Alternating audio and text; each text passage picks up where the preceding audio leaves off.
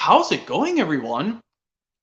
Yep, it's Movie and Game Lover 98 here to do my Bob the Builder DVD collection stream, the 2023 edition, because I totally forgot to do it last year in 2022, so now it's that time to do it. So yep, let's get started, and I hope you guys enjoy this stream, and anyone out there who's a fan of Bob the Builder is welcome to join this collection stream. But let me lay down some rules. If anyone's screen is making inappropriate noises or their screen is showing me inappropriate stuff, I'm removing that person from the stream. So yep, that's the couple rules I need to give out. So yep, let me provide this link a few times and we'll get started.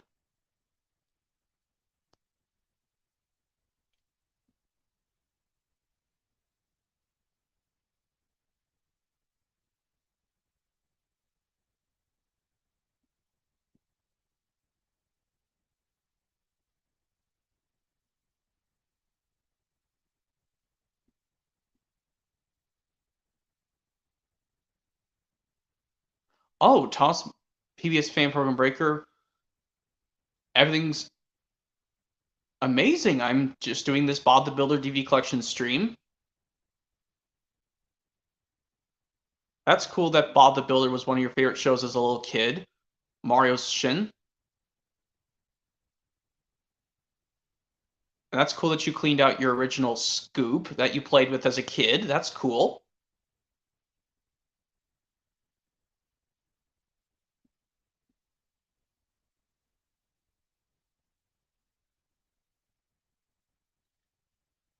I understand that you're not home. But yep, let's get started with my Bob the Builder DVD collection stream. First release I'm going to show right here is To the Rescue. Well, the first one I have in my collection is To the Rescue because I don't have the release Can We Fix It? But as they say, can we fix it? Yes, we can. Yep, here's To the Rescue, originally released on VHS by Lyric Studios and Hit Entertainment in 2001. But then it was eventually released onto DVD in 2003. And I think I have most of my Bob the Builder DVDs by release date, but if I have some in the wrong order, I think you guys might just figure out why. But I think these are in the best order I can. But luckily when I do my Wiggles one, my Wiggles home media collection video, or basically my Wiggles DVD collection video and stream, luckily I have those in the right order. So yep, we're starting off with To the Rescue. Yep, I got this from a Disc Replay Labor Day sale back in 2019.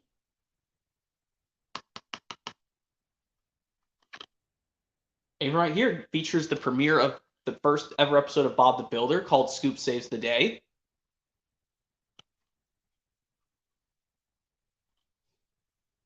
And yeah, unfortunately it's in a black case, but some companies I know come in a yellow case.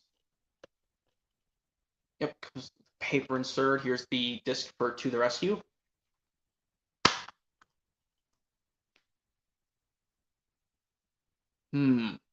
Oh, I know what you're saying, Thompson, PBS Fan Program Breaker, that Neil Morrissey, the voice of Bob in Project Build series, made him sound more strict and harsh than William Jervis did in the original series as Bob.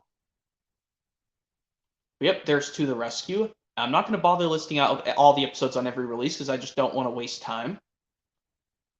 So yep, there's To the Rescue. I recommend this DVD. Well, I haven't watched it yet. Most of these I need to still give a watch because luckily I'm back into Bob the Builder because I was thinking like I was going to give up on this show, but luckily I'm now into this Bob the Builder, just the original series and somewhat Project Build It series. And I'm doing just awesome, William Waldrop. Thank you. I'm doing my Bob the Builder DVD collection stream. Yep, To the Rescue. I say give this release a watch. It does have the first ever episode of Bob the Builder.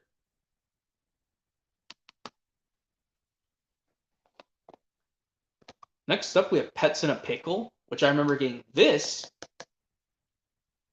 from a DVD sale in December 2019. Well, first, I gotta explain. This is a 2003 DVD release of Pets in a Pickle. It was originally released by Hit Entertainment in August 2001.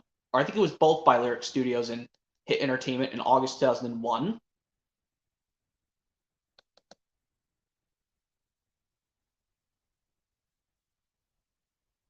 Oh, that's cool. I didn't watch it yet, William Waldrop, but I did see that thumbnail for your video you just made just today, just earlier today. But yeah, this is the 2003 DVD release of Pets in a Pickle. And this is, gladly, this is the North American release.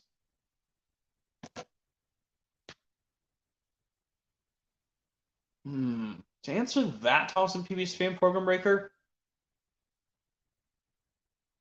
which Rolly voice do I like the best? Well, in the original series, I think it was Maria Darling in the original series. I guess I'm Maria Darling, the one who does Rolly in the original series, Thomas and P.S. Fan Program Breaker. But yeah, there's Pets in a Pickle, which I did watch. Well, I watched back in 2019 and back in December. Well, I watched it before Christmas Day 2019 came. The very last few days of the 2010s decade. I remember getting this with I think this was the only Bob the Builder release I remember. Well, no, the next one I'll show I got this. Yeah, I did get this with some other releases. But like I said, luckily this is in a yellow case because I know that. I am going awesome, CO100 Abel. You're finally giving me a live chat comment on my stream. Thank you. I'm doing awesome, CO100 Abel. Thank you. I'm showing my Bob the Builder DVD collection stream. And it's okay that you had a short delay, that you were busy. I understand we're all busy. But anyways, yep. Like I said, yes, I got this with the Dragon Tales It's Cool to Be Me DVD and the Thomas and Friends DVDs, Percy's Chocolate Crunch, and another New Friends for Thomas copy.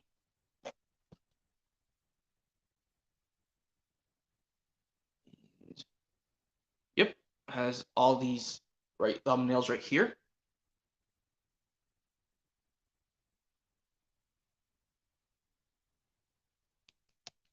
Let me see who's joining. Paramount 360. I guess I don't know if that's safe for him to join because I laid down the rules.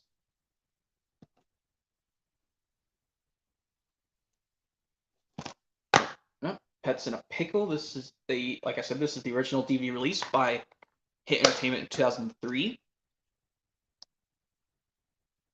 Yep, I watched this one. I should do a DVD review on this DVD soon.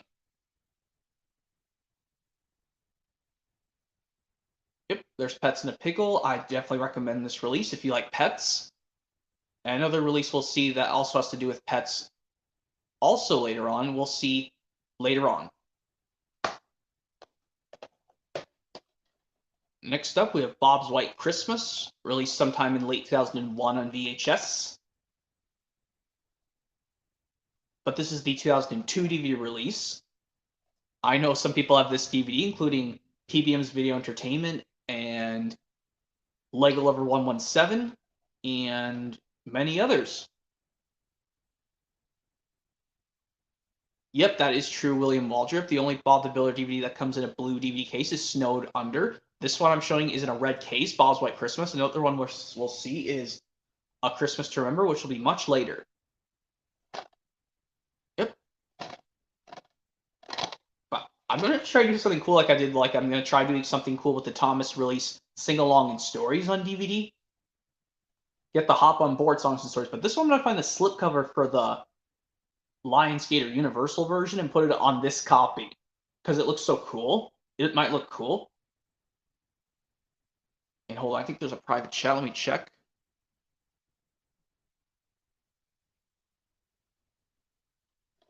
That was something from Paramount 316 saying do DVD reviews. I'm not doing that.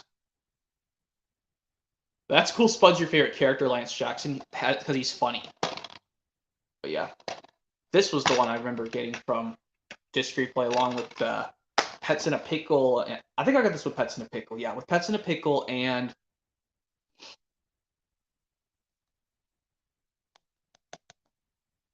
yeah, Pets in a Pickle and A Christmas to Remember, kind of like I mentioned before.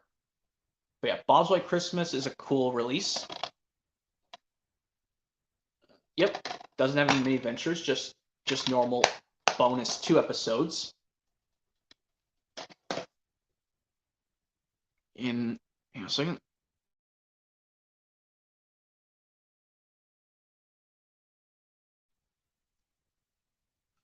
And you think Bob the Builder seasons 1 through 9 is like Thomas seasons 1 through 7 in a way? You think so, Thomas from PBS Fan Program Breaker? That's amazing. But anyway, yep, here's the big game. This was originally going to be called Wendy's Favorite Adventures, but they changed it to the big game, even though some of these don't really have to do with sports. But I know some people out there think it's cool to have episodes all about Wendy, because, Wendy's a good team assistant to Bob himself, as always. Just imagine if we did imagine an episode where Bob did actually meet Wendy. Well, we don't know. Yep. And one of these shorts would get reused on one of the mini ventures, I should say, is reused on one of the releases we'll see later.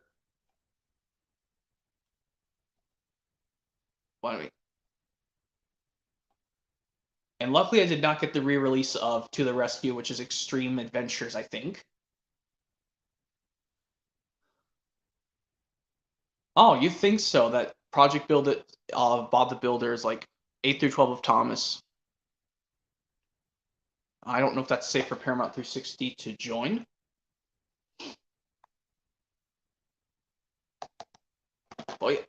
Oh yeah, here's the disc for the big game. Need to watch this release.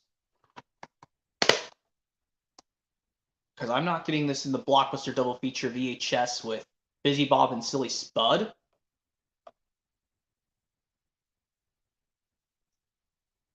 Oh, that's cool. Wallpaper Wendy's your favorite episode on this release, William Waldrop.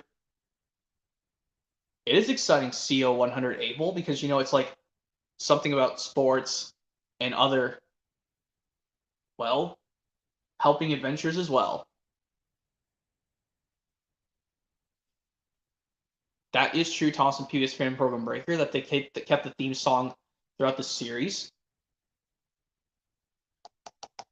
Up until season 9, yeah.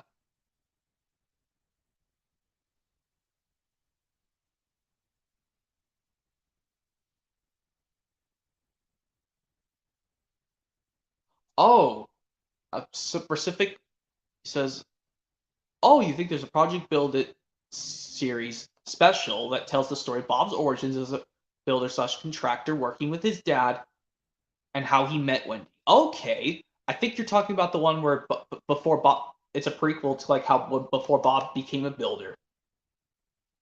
But yeah, the big game. I definitely recommend this DVD if you like all these Wendy episodes. But I know some people out there don't really like Wendy that much. But I like Wendy. She's a cool character. Oh yeah, I already showed you the disc. But yeah, there's the big game. Definitely recommend this. But yeah, next up we've got Celebrate with Bob. Oh yeah, it is when Bob became a builder. That's true. I'm gonna get that released soon. Yep, here's Celebrate with Bob. I remember getting this. This I remember getting from Disc Replay from 2019 during my birthday. Along with, I think I got this with Thomas. I think it. It's like I should have just avoided the Dora the Explorer DVDs. Yeah. And I've gotten just the Thomas release Best of James and the 1996 20th Century Fox movie Independence Day.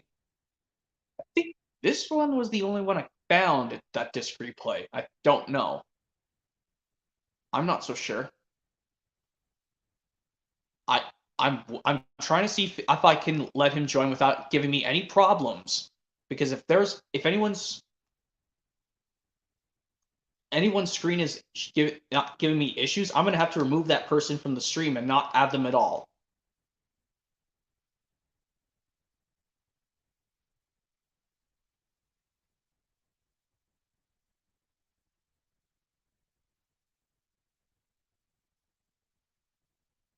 Like I said, the reason why I can't add Paramount 360 because I'm scared his screen's gonna give me some problems, and I'm gonna have to remove him if I add him to the stream.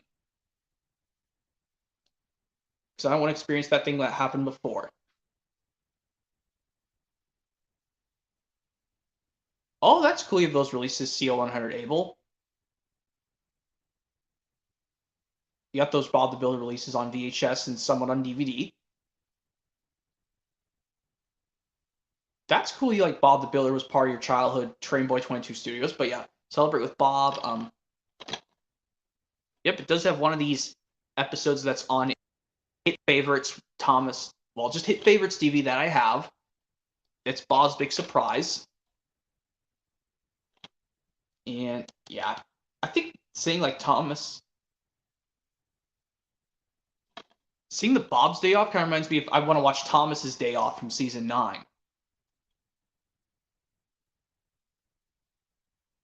I'll try to do it one of these days, Thomas and PBS Fan Program Breaker, get more Project Build It series, but the problem is I need to stop buying stuff. The reasons why is I unfortunately ran out of space to get more media unless I upgrade some of my physical media stuff to Blu-ray. Yeah, that's what you'll do, CO100 Able. You'll collect more Bob the Builder VHS tapes and DVDs. I unfortunately cannot get more DVDs and VHS tapes, unfortunately, because unfortunately I'm out of space. This is all I can do for right now, at least. But there's the disc for Celebrate with Bob. Hopefully this one was not too badly scratched when I bought it. Well, when someone bought it for me at the counter at Disc Replay for my birthday back in 2019.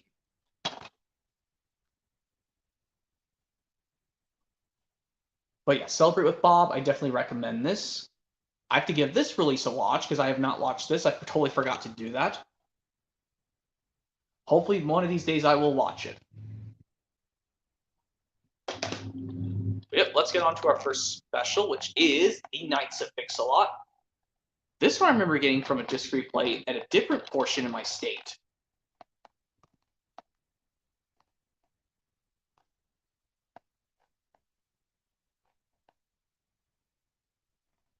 I have some media shelves, but unfortunately I do not have any more room to display more media. Mario Shin, or Mr. Mario for short. Oh, I didn't know that it was a pilot to the Project Build It, Thomas and PS Fan Program Breaker. But yeah, Knights of Pixelot, I think it's the first special of Bob the Builder, if I'm correct. But if anyone, yeah, because this was never seen on TV. Unfortunately, the other special we'll see, unfortunately, it did. It did get released on TV, but eventually got released on DVD after that.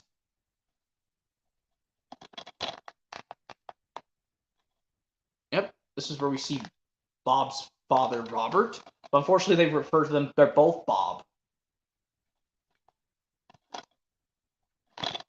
Just one special itself. This one played through just fine. I know Lego Lover also has this DVD. Yep, I'm amazed that Lego Lover has this DVD in his possession, along with Bob's White Christmas. And yeah, I'm actually surprised this was released. It was released after Thomas Percy's Chocolate Crunch, released on VHS and DVD, because this was released in March 2006. No, March 2003. What on earth am I doing?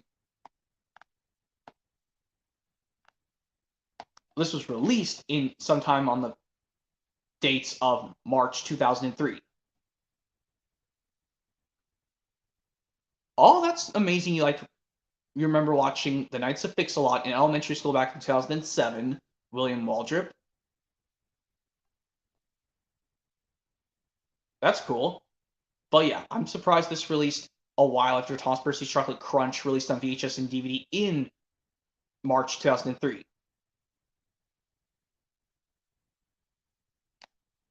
Oh, you watched it when you were 5, Thomas and PS Fan Program Breaker. That's cool. Oh yeah, are you showing the disc?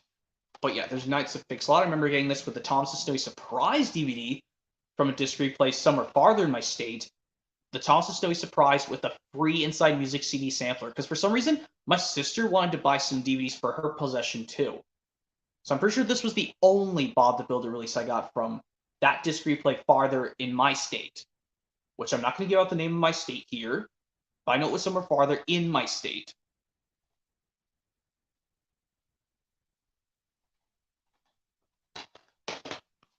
Okay, now on to Building Friendships. Released sometime in May 2003. Well, make sure I correct myself this time. in a little triangle. Yep, this was never seen on TV at all. Does have some cool episodes. I am familiar with some of the Bob the Builder voice actors. Thank you, Thomas and P.S. Fan Program Breaker. Yep, does have some of these. Yeah, this one's really a second edition release of Pets in a Pickle in a way, which I need to review Pets in a Pickle one of these days.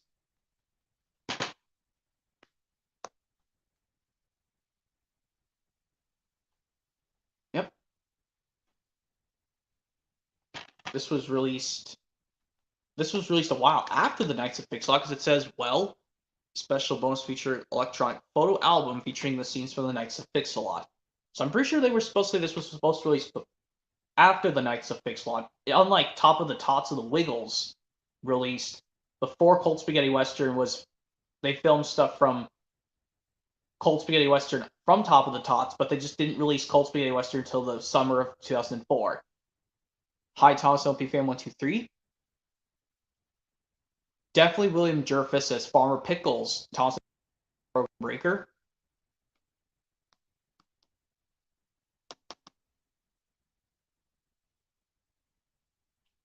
But yeah, this is like a second DVD, yes. Like it's like a secondary edition of Pets in a Pickle in a way. And yeah, the Scruffy's Bath Time that Jake Martin mentioned in his Thomas Wobbly Wheels and Whistles DVD review. The episode Thomas and Scruff reminds him of this mini adventure and the SpongeBob episode Gary Takes a Bath. Anyway, disc for Building Friendships from like 2000. I want to say 2006, I think.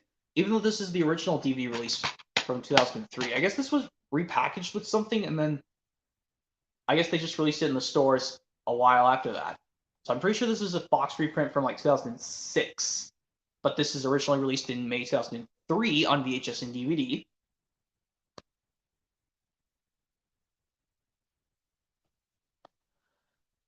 So yep, Building Friendships. I say give this release a try, but if you really don't need this, I don't think you really need this unless you have Pets in a Pickle.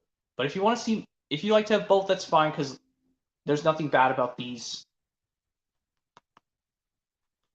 releases at all.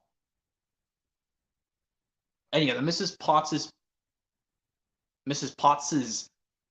Paint Pots. So many Potts' names. And the last mini adventure is also on the on the I think it's on the big game release. Wow. I'm quite impressed.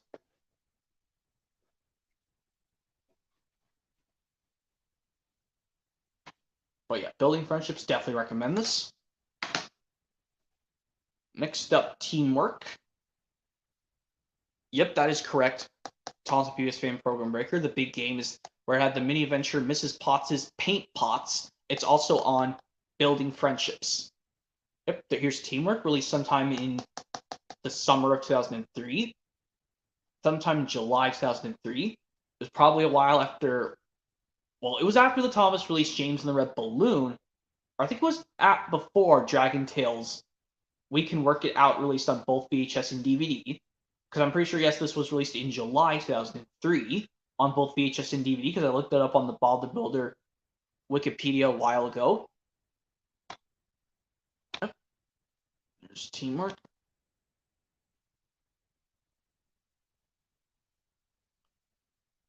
Yep. And this features 2 music videos from Bob the Builder Live, his first ever stage show tour. I didn't know that because this was really the live show wasn't released until onto VHS until much later, and DVD as well. And hello, Light Blue Yoshi Fan 02. Oh, I'm sorry to hear that. Marzello, the one who originally did the new voice for Farmer Pickles, starting with the Knights of Pixelot. That he also passed away the same time as William Jervis in March 2020. That's so unfortunate. That was even when the pandemic did start in that you-know-what year. Yep, here's Teamwork. Has a lot of stuff in here. It'd be hard to show all this in the... Well, at least it's not as bad as when I showed the Carnival Capers one in Flick Level 2000's new area edition stream. His particular one. At least it folds up just nicely back to where it was. And yeah.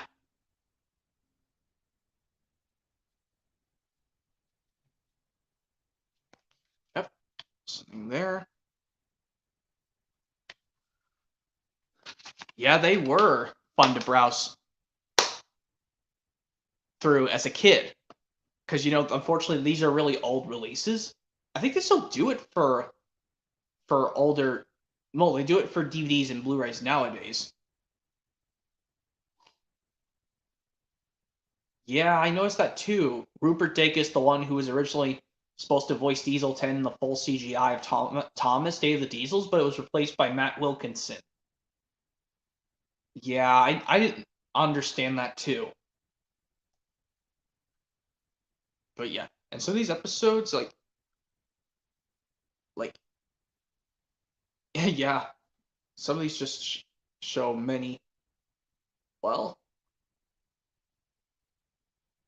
this one, like, Snowman Scoop is like one they have to have Scoop be the snow plow, and like he was, I think, yeah.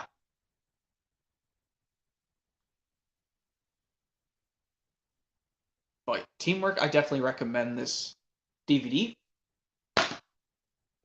And next up, hopefully this is not in the wrong order. A Christmas to Remember. I think this goes after. Because unfortunately, if this is in the wrong order, just if you guys think this is the wrong one, let me know. Because I think this is pretty much supposed to go.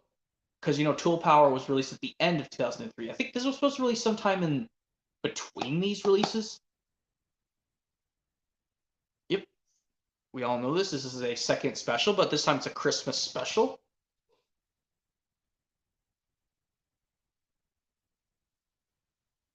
Yep. I remember watching this.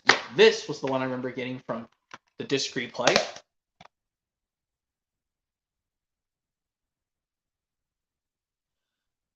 This one I got with, yes, I got with Bob's White Christmas and Pets in a Pickle. I remember watching this back in 2019. It was amazing.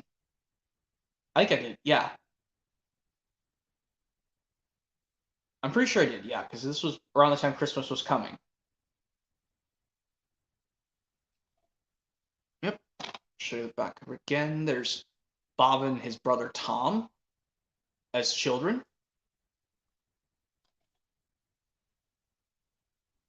And yep, features that character there. Yep, disc also. This is also in a red case, just like Bob's White Christmases. This is also, I'm going to get on VHS soon, because, you know, I'd like to have a substantial VHS collection, kind of. Yep, A Christmas to Remember. I definitely recommend this release. It's cool if you want to see another special made for the Christmas season. Okay, now on to Tool Power, which I definitely remember watching. I did do a review on this DVD already.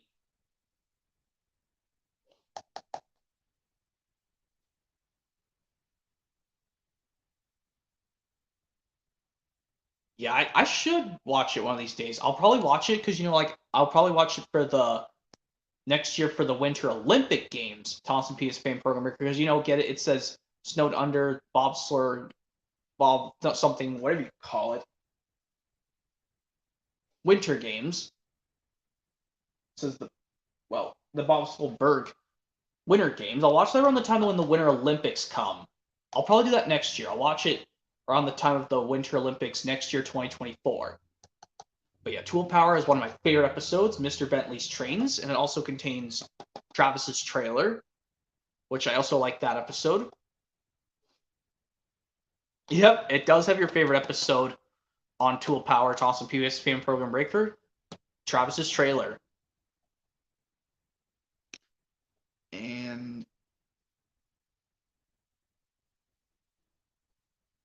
And the Inspector Spud episode was kind of funny too.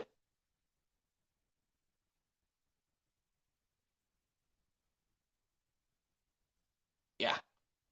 And I'm surprised this was released a while after Dragon Tales We Can Solve It Together released on both VHS and DVD at the same time. This was released after Christmas 2003. Runaway trailer, yeah. From Travis's trailer episode, of course.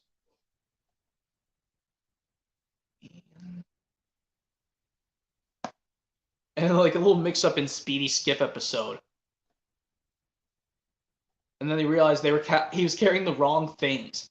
Kind of like how, yes, in the Thomas episode from season 18, Samson at Your Service, where Samson wasn't even looking to see if that was the express or his freight cars to take to the Blue Mountain Quarry.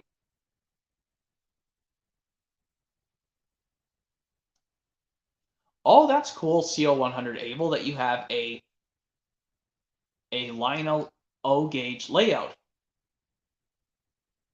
Like the dockyard switcher from I Love Toy Trains. That's cool.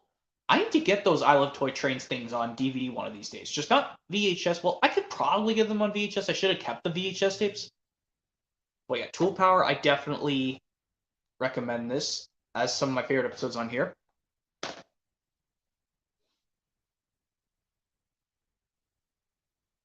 But yeah, and here's Diglett Paul now. Yep.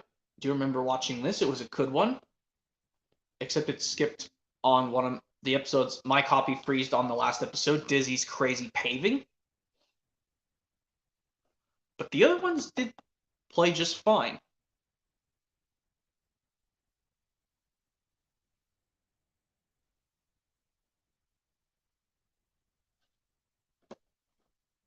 By the way, yeah. Oh man, this one I gotta talk about. Scruffy's Big Dig definitely reminds me of the Thomas episode from season 20, the Christmas coffee pot, when Marion was digging up a pile of trees on a siding by the outside tracks, and she thought her talking tree was hilarious. Like she thought like this one tree was talking, but then they realized Thomas found out what was hiding behind that tree. It was Glenn from The Adventure Begins. So now they figured out who was behind there, and it was just Glenn was just stuck behind that pile of trees because trees were just piling over him because they moved him to another siding because he was last seen at Farquhar at the end of The Adventure Begins. But yeah, that's what Scruffy's Big Day when well, hold on. Hey, Jake Martin's joining. I'll add him right now. Hey. Hey, Jake Martin. Welcome to my Bob the Builder DVD collection stream, the 2023 edition. Woohoo! And my mic is not echoing. Oh, hooray, hooray, hooray, hooray. I'm at Diglett Paul now. But yes, I told you about how it glitches during the episode Dizzy's Crazy Paving. Yeah. Yeah, but I'll tell you, Scruffy's Big Dig when he fell in the hole and how like he fell in there and Muck heard a howling ghost sound and she ran away screaming. It kind of reminds me of how in the Thomas episode from season 20, the Christmas coffee pot, when Marion thought her Christmas tree was talking. But then like they realized when Thomas's crew helped cut down that tree, it was Glenn. Oh yeah, the coffee pot engine himself. But the last time he was on a siding was at the Farquhar station in The Adventure Begins, but then they moved him to a different siding on the outside tracks in the Christmas coffee pot in season 20. But this one, Scruffy's Big Dig, that's like Muck thought she heard a ghost and she ran away screaming. Yeah. Yeah. Anyways, got my Bob the Builder stuff out. Got Busy Bob and Silly Spud on VHS. Which does have the episode I remember watching on YouTube. Travis Paints the Town? Yeah, but also has one episode that was never released on DVD ever, Sneezing Scoop. Oh yes. Anyways, got Tool Power. Yep, I do have that. They don't have their cases, by the way, so... Oh, I know You don't have like those hard clamshell cases. Course not. Yeah, yep, Diglett Paul, and I think this was the one. Oh, the Bob's Boots episode where Bob gets some new boots and they're making like they make a sticky noise.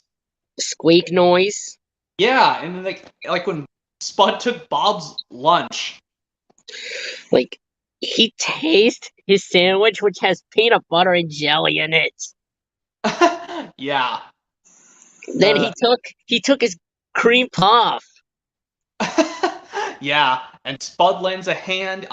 This was the one when they're selling a sprinkler thing for Farmer Pickle's new sprinkler thing. That huge tank. And like that one. That's when Bob really told off Spud severely. Of course. Anyways, got those Bob the Builder DVDs. Got Bob's White Christmas. Here's the original DVD I showed earlier. This is the original 2002 DVD release, not the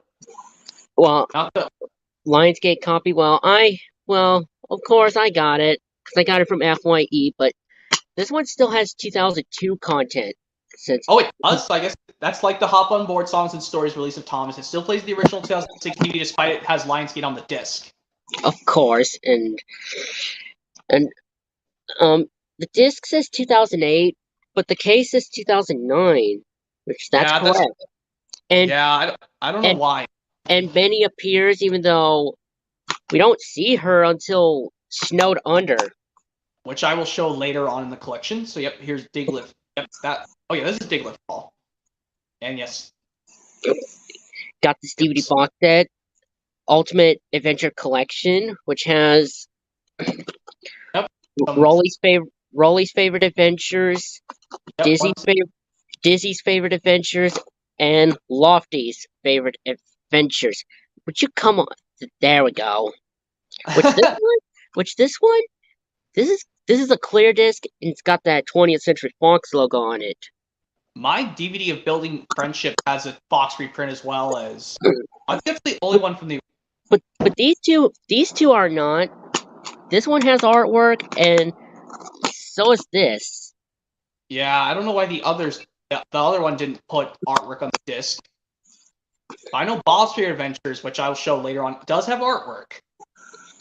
But I know some copies of this have artwork, and this one has a clear disc, but mine is the artwork, and this one is just that clear disc. Yeah, I think it's a reprint from like 2006 or something. Because I know when I looked at my Building Friendships DVD. Wow, the box set is from 2007. So but all these DVDs are from 2004. Yeah, it's just like how Steam Engine Stories is from the same. I think that box set was released the same time as Thomas Steam Engine Stories. That 3DV box that you're showing. It might have. I think it might have been released. It's in my shelving with the other Thomas DVDs. Oh, you're going to a train show for the very first time, says William Waldrop. That's amazing, William Waldrop. I'm impressed you're going to go to a train show for the very first time. Well, Diglett Paul, I definitely recommend this release. Has some good episodes, some good ones. Yes, I do have some Bob the Builder videos from the original series with Bob voiced by William Druffris. Rest in peace to him, yeah. And Alan Marriott as, not to mention Mr. Beasley, of course, and Alan Marriott as Mr. Bentley and Spud. And also Scoop as well. And Travis, of course. And Travis. But for some reason, Spud changed voices in the Project Build series while Alan Marriott still voiced Travis and Scoop. Rob Rackstraw. He voiced Mr. Bentley and Spud. Yep.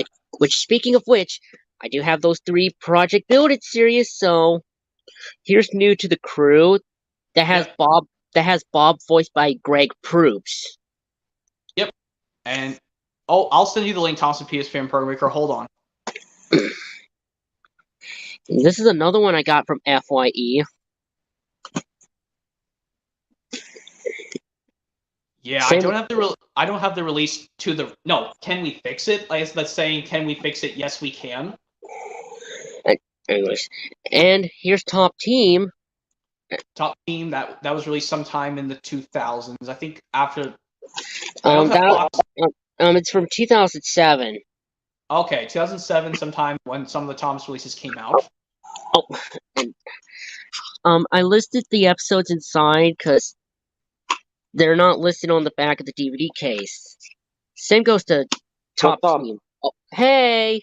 Hey, Thomas PS4 and Breaker. Welcome to the Bob the Builder DVD collection stream, the 2023 edition. I was out somewhere, but I saw your stream, so I thought I'd join. Yeah, I know you were somewhere, yeah, but yeah, I'm on Diglett Paul. I'm about to show the next release in a few while. Wait, let me show you Diglett Paul release. Yeah. Oh, guys, did I forget to mention, by the way? You know the early project, the very, very early Project Builded shorts? Did you watch one of those shorts? Like one of them is Bob's Planet. Hello. Hey, Gum. Welcome to the Bob the Builder DVD collection stream, 2023 edition. Hi. Did you see anything I put in the chat before I joined? I don't think so. No. Strange. I said a few things like hi, and I'm assuming you aren't including the CGI releases. No, I don't have that much releases because unfortunately I'm out of room, like you, Gum Robber. Unfortunately, I'm out of room to get more media. Oh, wow.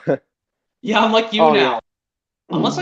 Unless I upgrade them to Blu-ray, which I'm going to do for the movies that got Blu-ray releases.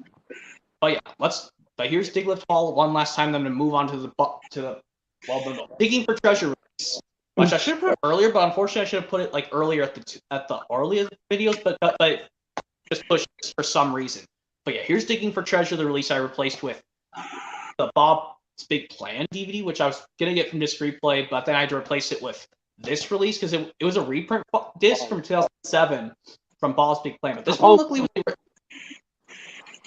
So because it's the reprint from 2007, does that mean the 2007 Hit Entertainment logo is used? Wait, are you talking about like when I had the Bob's Big Plan, but it was the 2007 disc? Uh-huh. I don't think so. I didn't try it out. Because luckily I took it back because I realized, why did they put the 2007 disc in the 2005 version? That doesn't make any logical sense. Oh, yeah. Luckily this one right. That's like how I messed up with calling all. That's like how I messed up with calling all engines when I got from Disc Replay. It was the original artwork, but then I popped the disc in and it was a Lionsgate reprint and I got so mad. Oh. But isn't the only difference just the hit extras? Now the hit extras and the sneak peeks are different on the Lionsgate reprint of Calling All Engines. Yeah, because like I know Lego Lover has the Lionsgate print. But he has the original. He has the original Calling All Engines DVD as well, but it's still brand new and sealed, never been opened. Right. And I doubt he's gonna do a supplemental on that. Well, we recently got our hands on the original. If you saw that big unboxing of his, he did while he was gone. Yeah, I did see he got some deep. Like I said, I think now these Thomas releases I'm getting slim cases. I'm probably just gonna get just from James Learns a Lesson to Percy Saves the Day, and on-site with Thomas Milkshake model. Because the reason why I want to keep my thick case of Really Great Vengeance is because I originally got flashcards. But here's Digging for Treasure, and yeah, this one has one of the episodes where one of the characters tells off Spud saying, "How many times have I told you not to play with things that don't belong to you, Spud?" I think Stigosaurus is one of them. Yeah, the one where who tells off Spud? How many times have I told you not to play things that don't belong to you, Spud? Was it Bob or Farmer Pickles? It was on the Bob and the Bandstand episode. Wait, I think. Wait. Can I say this, by the way? You know when in the Bob the Builder episode, Bob and the Bandstand, I think in the US dub, I think William Duffers makes Farmer Pickles sound a bit very ticked off or something like that, but in the UK version, he sounded monotoned. I mean, come on, Neil Morrissey. No offense to him. Yeah, you could have done better. And yeah, this one had like Bob's metal detector, and like he uses it to find buried treasure. I put this in the 2004 category because this was when it was released on DVD, but I'm pretty sure it was released on VHS originally back in somewhere in 2003, I think. So I should have put it in the 2003 category, despite this is a 2004 DVD release. Yeah. Same thing when I showed A Christmas to Remember earlier. I'm not sure when that was released. It doesn't even show like the actual date when it was released onto physical media, but I know the date when it aired on TV in the United States. Yeah. What date was Hey, Jake that? Martin, can I ask you something? Yes. Does Project Builder remind you of Thomas and Friends seasons 8 through 12 in a way? I mean, it does for me. Well, I'm not so sure because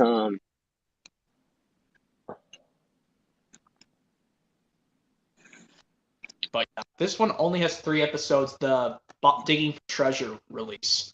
But I know on Bob's White Christmas it has 3 main episodes plus 2 bonus episodes, and there's no mini adventures. Here's the disc. Also, I have to admit, by the way, did I forget to mention all the UK voice actors beginning in 2007 or something like that? All the UK voice actors, they lost a lot of energy, honestly. Yeah, isn't that a shame? Yeah, such a Yeah. shame.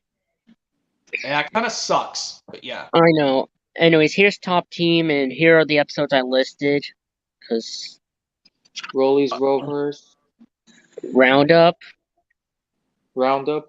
Oh, I was trying to tell you guys, by the way, that if you watch the very, very early Project Builded shorts, one example would be Lofty and the Otters and Stoop and the Worms. If you watch those shorts, they actually do feature the original Bob the Builder voice actors for the US dub. I One know, example, Greg William Proops. No. William Duffus as Bob. William Duffers? Yeah, there's actually, yeah, and Sonia Leith as Lofty. I'll send you the playlist later, right? So I'm Yes. not kidding. Okay, you'll do it later, Toss of Peace Program Record. Not right now in this, just due to give us. I'll send it to you later, alright? Okay. But Digging for Treasure, I'm trying to remember when this was originally released on VHS in 2003, but I know I put this in the 2004 category because it was released in 2004 on DVD. Also, you know Laura Lee King voiced Wendy? How do you pronounce, is that how you pronounce her name? Laura Lee? Lorany? Laura Lee. Laura Lee King? Laura Lee King? Laura Lee. Yeah. Laura Lee! Yeah, Miss. You know, the voice actor for Wendy? The longest voice actor? The longest, like, running voice actor of Bob the Builder? Not the character, but throughout the series. Yeah. Yeah. But yeah, Digging for Treasure, I definitely recommend this release. And next up, we've got the live show. I know Lyric for Life has this on VHS, but not on DVD. Another live show I have is the Wiggles Live Hot Potatoes, which I know you could probably join that stream. I'll do hopefully, Jake Barn, is the Wiggles DVD collection stream, because I basically, like I said, I got two more Greg releases for that one. Oh yeah, I was trying to tell you guys about Bob's Big Plan. Yeah, it's almost. You know, I think No. What I meant to say is that for the intro, I think they should have used the original series intro. Well, here's live show released sometime in 2004. It's like a live performance, kind of like we got the Wiggles Live Hot Potatoes and Bear in the Big Blue House live. You know, Jake, I think that's the water pipe down the hill, Bob. You know, that's another DVD you can actually get with the Dragon Tales We Can Do This releases. Jake Martin is the Bear in the Big Blue House live DVD released on April Fool's Day 2003, the same time as Dragon Tales Let's Start a Band. I unfortunately don't only have 2 Bear in the Big Blue House DVDs. I don't think I have any Bear in the Big Blue House stuffs. Yep. Yeah, I know you can find I unfortunately cannot show you the 2 of them. I have only got Tidy Time with Bear and Bear in the Big Blue House live on DVD. Anyways, Hey, pretty cool. Here's one DVD I got for Christmas back in 2016. Scrambler to the Rescue with Bob now voiced by Mark Silk, and Wendy's voice actor voicing Rolly. That's Laura Lee King. Laura Lee King. Yeah. Yeah. Honestly, Laura Lee King isn't really, for Rolly isn't really as good as Maria Darling, honestly. No offense to her. Yeah, And Emma Tate, not only she voiced Lofty, she also voiced Dizzy. Yeah, I noticed that. Um, and for some reason, at beginning with Ready Steady Build, Emma Tate still voices Dizzy, but yet she no longer voices Lofty. Instead, Lofty's voice actor is Lizzie Butterworth in Ready Steady Build. Oh yeah, that's the problem with the US dub. I prefer the original voice actors like William Duffress, Laura Lee. Well, Laura Lee King's still around at the time. Like, I think she was the longest running voice actor, right? Definitely. yeah. I know most of you guys don't have the live show on VHS or DVD yet. I don't Yeah. have any DVDs, but I do have some Legos. Oh, you got Lego Bob the Builder. I remember having those, too. Yeah. Unfortunately, I got rid of Doesn't it have Two of them. Isn't this the US version of the intro? Yeah, I do, yeah. The Bob the Builder live show? I unfortunately have not watched this DVD, so I'll have to give it a try. Because I know it's long, like the Wiggles Live Hot Potatoes releases.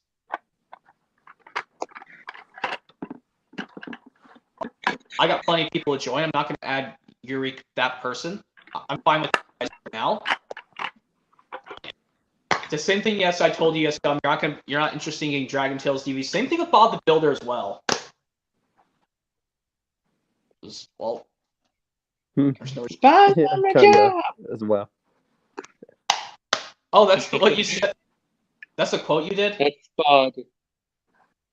Yeah. Oh yeah, you know what Spud always says? Spud's on the job. Yeah. I did the Ellen Marriott one, and I'm good at the Robert Epster one. Falls on the job. Yep, here's Bob's Favorite Adventures, one of the favorite adventures with one of the team members. I only got the Bob one. I'll get the other one soon. And yeah, I did make a community post when I went to the sneak peeks on this DVD, on the sneak peeks of the menu on this DVD. The Thomas Steamies versus Diesel's VHS poster art looked almost identical to the final edition, except Thomas's eyes were looking at Diesel. Yeah, I think I've seen that before. Yeah, I know if you get this DVD one of these days, just not now. Well, if you just look at my post, you'll know exactly what I'm talking about. Wait. Hold the phone real quick. So you're telling me that the original series of Bob the Builder continued while the new series of Thomas and Friends was getting rebooted a little bit? Yes. Yep. I think Project Village should have started in late 2004. You think so, yeah. And this contains the never-before-seen episode Ballroom Bob, which is right here. At least, I'm going to tell you this, Jake Barton. This episode, Ballroom Bob, is way better than Berenstain Bears' Too Much Pressure. Yeah, right. Because, like, this one, this one woman understands that Bob is going to be late to practice his ballroom dancing with her. She understands. Mrs. Percival? Yeah, Mrs. Percival understands that Bob's going to be a little bit late for the dance thing, but luckily Bob was able to still perform his dancing at the dance thing at the nighttime thing. Or actually, maybe forget me, not Bob.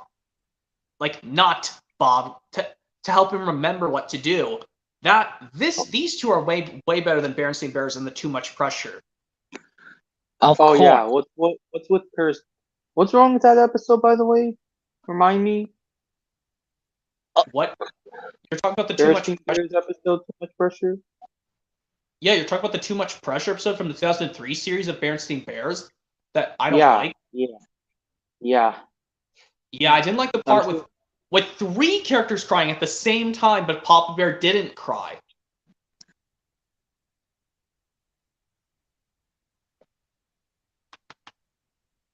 Because, like, the one time, like, Mama Bear forgot to take the car into the shop to be repaired, and she felt really upset. And then, well, yeah. And there's, Bob's, like, this one, they think this lady was Bob's Aunt Dora. The episode Bob's Auntie they thought it was Bob's Aunt Dora, but it wasn't. It turned out to And Bob's Pizza. Yep, it turned out to be good.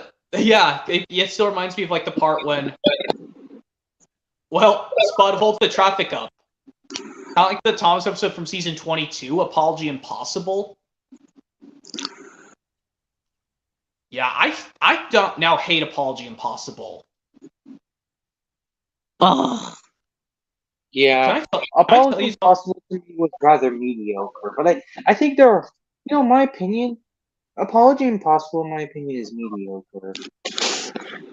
I think it's awful. Because seriously, why did James exclaim out "my shiny red paintwork" when he literally dumped the oil on Philip? He could have just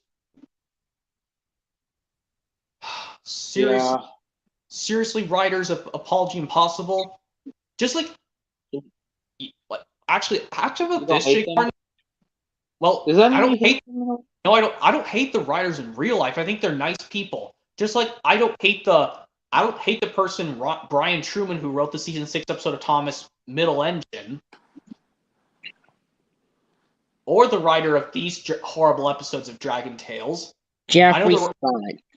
and Cliff Ruby who wrote Bully for You.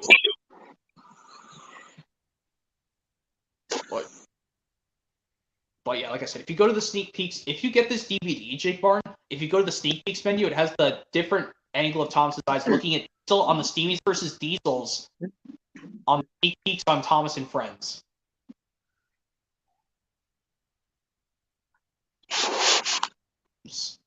Well, oh yeah, disc for Ball's Spirit Adventures. It's got a clear blue, not clear blue, but just a plain blue, but has Bob's face on there. Same Bob portrait from the front. And I know this is a Fox it's just a Fox release, I think.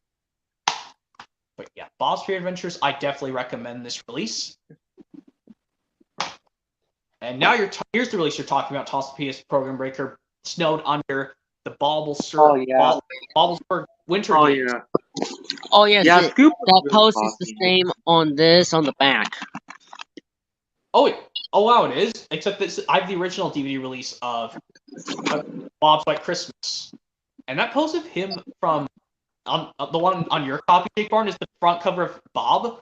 The front cover image of Bob is from A Christmas to Remember. Yeah, I'm gonna watch this when the Winter Olympic Games come around in well, I think around sometime in February next year, 2024. I thought they already happened. Yeah, I forgot to watch this DVD when the Winter Olympics were around. But I'll wait till the next year Winter Olympics and I'll watch this. Interesting choice, but okay. I mean, it makes sense. The Winter Games, Baublesburg Winter Games, and it makes sense because they're doing Winter Games, and the Winter Olympics make sense around this time to watch this. I guess so, when you put it that way. Yep, it says the meet new member Benny to the crew. New to the crew, meet Benny. Wait, does this have the episode where Spud slides down a hill and accidentally smashes into a doghouse?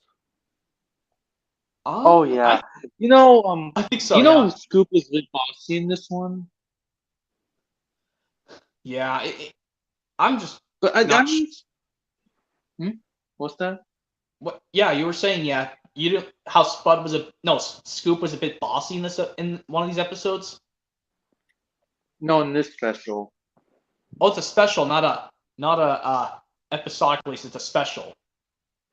Yeah. I'm pretty sure. Yeah, Snowed Under is considered to be the grand finale, believe it or not. Yeah, very last finale to the original Bob the Builder series forever until they changed to the new series. But luckily they have some episodes where we're gonna go back to the original series, kind of. But yeah, it comes in a cool blue case, which is kind of cool. That's why I have the original Hit Entertainment releases. It comes in a blue case. Some Thomas releases do come in a blue case. Yeah, like Come by the Rails, Milkshake Muddle, Carnival Capers, Engines, and believe it or not, Snowed Under works. Oh, sorry. I'm sorry. That's fine. Believe it or not, I'm sorry. So believe it or not, Snowed Under is actually the first time Emma Tate joins the cast. Yeah. Yeah. Where's Jake Martin? I don't know. He's muted, and I think he had to. I don't know what's Yeah. going on. I think he muted his microphone because of something going on. Yeah, probably. Oh Yeah. yeah, I don't. Oh yeah, I think like, yeah, it's like, but yeah, Snowed Under. Here's the disc for it. The shade of blue is different from the Thomas who shade of blue DVD Yeah. cases. Also, you know, in this one, Scoop cries, right, with tears. Oh my, yeah, kind of like how I think there's this one Sesame Street one, Elmo Saves Christmas, where Big Bird does cry in one scene. Yeah, I think yes. In this it's at least in the special.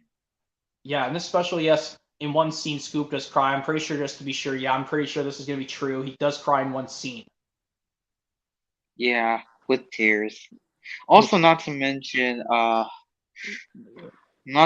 Sonya Lead. I think in this one, Sonya Lead's lofty expression starts to become a lot more deeper than before, which I think it's a good thing because you see, Lofty is supposed to be a male, but then for some reason she gets replaced with Emma Tate. Honestly, no offense to Emma Tate, but her voice for Lofty is too high pitched. Oh, there's Jake Martin. I know your microphone was muted because we noticed you had the microphone muted. I got distracted by my grandmother again. Oh my god! I know you're. Even though my brother's flipping cat got into her room, and I had to get her out. Oh, silly cat! Silly pussy cat. Of course, the pussy cats are silly. Of course they are. Silly. It's like that is in a way, right? Huh? You're saying like it's like Pilcher the cat in a way? That's what the name of the cat was in Bob the Builder. Pilcher. Pilcher obviously. Pilcher gets distracted easily, mainly because of mice, for example.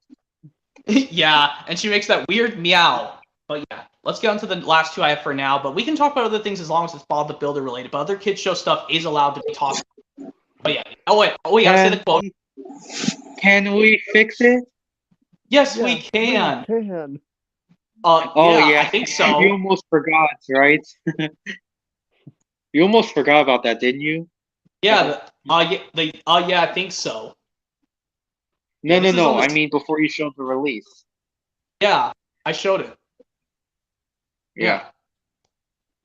Oh yeah. You want me to do my impression real quick on Travis's busy day where Travis gets pulled off for the first time? So you see, it's all my fault. Well, you shouldn't pull down a good tree, Travis. I'm really sorry, Farmer Pickles. You could have hurt yourself. Sorry, Bob. And now you have to find a squirrel somewhere to live. Couldn't you just build him a new tree, Bob? Trees grow, Muck. You can't build them. Yeah, just like in the season, like it's like in the season 3 episode of Thomas Henry's Forest, trees can just be planted again. Even though, yes, I know Reverend W. Audrey hates the episode from season 3, Henry's Forest. But you know what? I'm actually gonna be annoyed about Jake Martin when I get Thomas Percy's Chocolate Crunch on VHS. I do not. I now I'm gonna have to unfortunately sit through Middle Engine. Oh my gosh! Okay, well, let me tell you a story kind of related about that. So, before as a kid, I couldn't sit through Down the Mine, but yeah. Wait, you didn't like Down the Mine back then? Yeah, because then since I had like it on VHS, what I did was every time I played, I just walk away until it's done and then come back. Well, what's wrong with that? Why do you not like Down the Mine? That was back when I was a kid, but now I do like it. Oh, was it because the scene where the top hat scolds Thomas in this one? No, it was before that where he jokes his driver off the footplate. Come back, yells his driver, and then he fell down. Oh yeah. But yeah, Thomas is okay. But did you know that Ringo Starr's yelling out "Come back" is more hilarious than Carlin's? It's been a while. I'll have to check. But I know Harlan does No, it somewhat come okay. back. Just Come back. Come back, yelled this driver. And like Yeah. there's this fire and smoke. It's like, how can you say fire and smoke when I guess that's because he landed in a hull that had soot around it. Oh yeah, guess what, guys? I forgot to tell you. I Mhm. officially graduated. Yeah, you said about that in the community post. Yeah. You know, if I had to think, if I could list all the school years or something, I would have elementary school be part of the original series, and maybe you could count middle school. And then high That's school what would I be said. Project Build It, in a way. Yeah, and What's that? just left. Oh, he just left. I Aw, think what? I think his phone might have lost battery. I think that's a trick I should have told you, Jake Barton. You could keep your phone charging while you're on a stream. So, or does that unfortunately still cause your phone to overheat?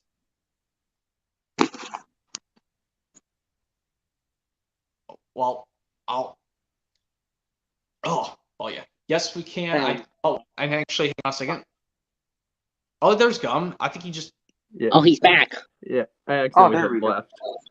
Oh, What Oh, happened? what were you going to say? What happened, Gum? I accidentally hit left by mistake. Oh, Oh, okay. it's alright. It happens. Oh yeah. Plus, you want to know something, by the way? What? Yeah. Oh, so Movie Game of 98. You understand what I mean by that? Elementary and middle school, original series, high school Yeah. project, build it. Yes. Yes. Oh, I and understand. college, ready, steady, build. Yes, not counting the reboot. Yeah, never count the reboot. But I will count ready, steady, build. Yeah, it's that's what I mean. Yeah, but yeah, there's some episodes like I said. Yeah, the episode Lofty the artist. I was scared Lofty was gonna cry in that episode. oh, just like Lofty did and Lofty to the rescue. Wait, he did cry on the release. Well, there was some tears coming out, but he wiped it with his hook when he says, "I'm no help to anyone. I'm frightened of mice and heights and Spud the Scarecrow." Well, that's also on the release To the Rescue. Lofty to the Rescue. The release is That- called To the Rescue. That's also on Lofty's favorite adventures, by the way. Yeah, I have it. I already showed it that. Yeah, but yeah, Oh, the okay. release. Don't the you have release all the spot- favorite adventures releases? What was that? Wait, were you Jake telling? Martin? Were Hey, you, Jake were Martin. you telling me? Were you telling me or Jake Martin? Oh, Jake Martin. Sorry. Sorry, Oh, Jake yes. Martin. Yes, I have those. I only All have of them? 3. Oh, okay. Yeah. Oh, yeah. You want to know who's the character that says, "Let's rock and roll"? Wally. Yeah. But oh yeah, the release. Oh, Bob yeah. the Builder, Oh, the Bob the Builder. Yes, we can release. I definitely recommend this version of Yes We Can Bob the Builder release, but not to be confused with Dragon Tales Yes We Can. I forgot to mention that earlier, but that's okay. who has the late Project Builder releases from late 2008 to early 2000 to 2009? Example would be Call in the Crew, Build for Fun, or something, or Truck Teamwork. And well, I don't have any. Okay, because did you guys? Huh? Yeah, I What's think the that? only release from Project Build that I ever rented was on-site houses and playgrounds. Yeah. Yeah, but did you know that in the intro, for some reason, the Project Build It logo isn't intact?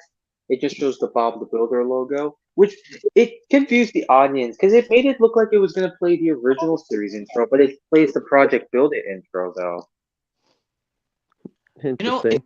But you know, like how this Thomas and PS Program Breaker, the UK intro for Thomas season 5, they don't credit Michael Angelis at the end of the theme song of every single episode of Thomas season 5, despite he narrates them in the UK.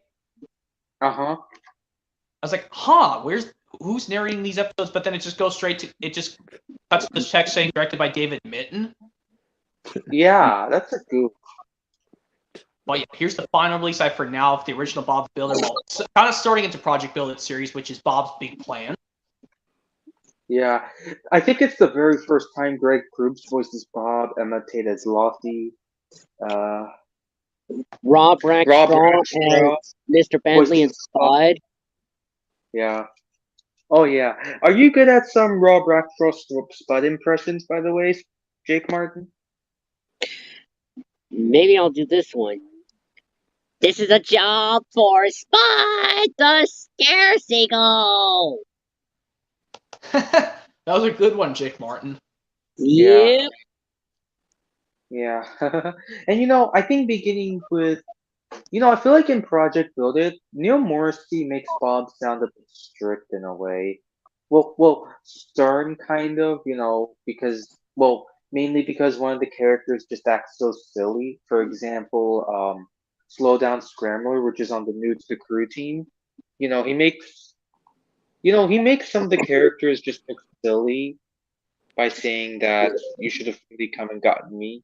Like one example would be, "You're right, Dizzy. Speed isn't important. I just made a big mess of things, and you should really have gotten me when Dizzy got stuck, Scrambler." Yeah, but yeah, here's the Bob's Big Plan back cover. This is a And trailer. what about Muck? What about Sir Muck or something like that? When in the U.S. it should have been called Lady Muck. Where Muck and Spud like destroyed the wind blade or something like that. Yeah. Because they thought it was a windmill and all that stuff. And Bob was like, "Oh, let's worry about that later, Muck. Right now, I think you two need to fetch the rest of those bricks." It's kind of like the way Sir Toppy Half would say to all his engines. Yeah, like how in The Truth About Toby from season 19, he was really strict saying, now whoever spread this rumor that Toby was going to be scrapped. Like, I think I can do this. Now, whoever spread this rumor saying that Toby was going to be scrapped caused a lot of confusion and probably even some delay. Like he said, both at the right time. But mostly it was confusion. Yeah, and on at least Whale of a Tale. Yeah, but I don't know why it's called Whale of a Tale and Other Solar Adventures, but the first episode's But I called think in late Project Build It or something like that, he started to become a bit nicer, in a way. Yeah. But like, I don't think this is the first time where they incorporate the. My Person in Spud the Woodsman or something like that episode. Yeah, well, first let me show you the disc for Bob's Big Plan. It's a squished up version of poster art because it has the same portrait of Bob from the front. There's a little security sticker. Yeah, you can never get these. These are awful security stickers. You can't get them off. Yeah, well, I managed to. Yeah. Oh yeah. By the way, just so sorry. If you have like a hair dryer, you can actually get this off gum. You can actually use a hair dryer, make it sit for like 8 minutes, and then slowly peel off of it. I don't know if some of your DVDs have it on the inside. Yeah, they usually do on the inside. Yeah, when I had the Toy Story DVD and Blu-ray combo pack, but it was in a DVD size case, it had one of those awful security stickers. So I tried to peel it off, and it was a mess. But yeah, Bob's Big Plan. I think I'll just since we can do other things. Since this is my last Bob the Builder release I have on DVD for now. I've one going into the episode. Oh, sorry.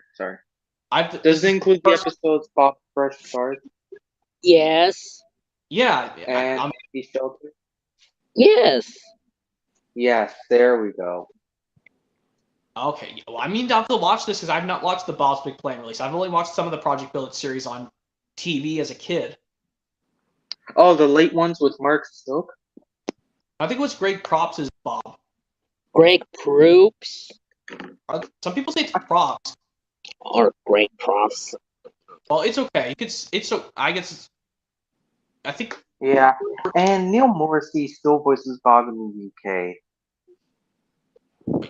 I'll put Bob's Big Plan down since I don't have any other Bob the Builder releases. At least I should most of them because I mean, At least it was big as my Dragon Tales one. Oh yeah. Did I forget to mention, by the way, Sophia Aldred, who started voicing Muck in the CGI series of Ready Steady Build? Good God, you know what? Latchery Carl was the best voice actor for Muck in the US because because Sophia, no offense to her, I think her Muck impression was really monotone. Like it made the character sound a bit more male than female. Yeah, I can see that, but yeah, Bob's Big Fan, that's the last Bob the Builder release I have on DVD for now, and yeah. But yeah, I think we can talk about other things as long as it's Bob the Builder related. Yeah. Other things are What allowed to talk. Did you watch Bob Saves the Porcupines? Bob Saves the Porcupines? In the UK it's called Hedgehogs. Yeah. Also, the UK version of when Lofty screams because of the porcupines. The UK one was pretty funnier. Yeah, but also this Thompson Peters Program Breaker, I was telling this to Jake Martin earlier, Scruffy's Big Dig reminds me of the Tom's episode, The Christmas Coffee Pot from season 20. When Muck thought she heard a howling ghost and she ran away screaming? Kind of like how Marion thought her Christmas tree was talking and she ran away screaming as well.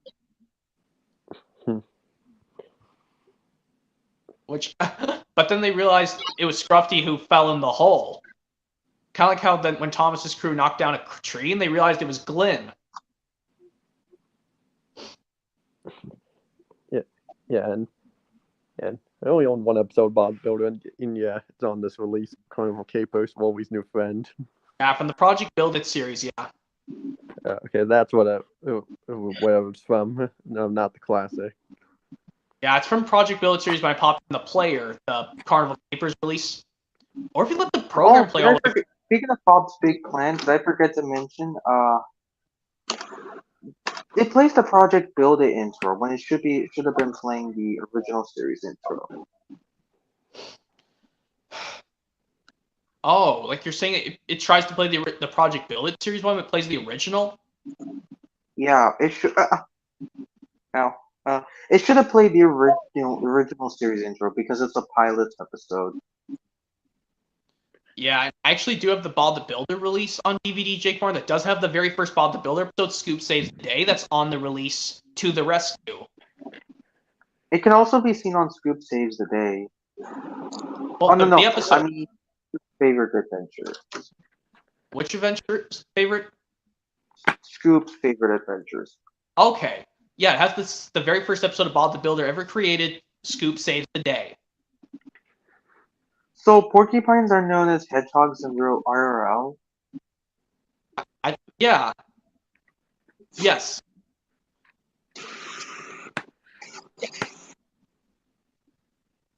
And one of these episodes, Jake Martin, I'm gonna tell you, this one. I think that's the wrong release. This one, Building Friendships, the one it's like a second version of Pets in a Pickle in a way. Whereas this one, Tricks and the Otters, kind of reminds me of Percy's new friends from season 15 of Thomas. Yeah, it's on Curious Cargo.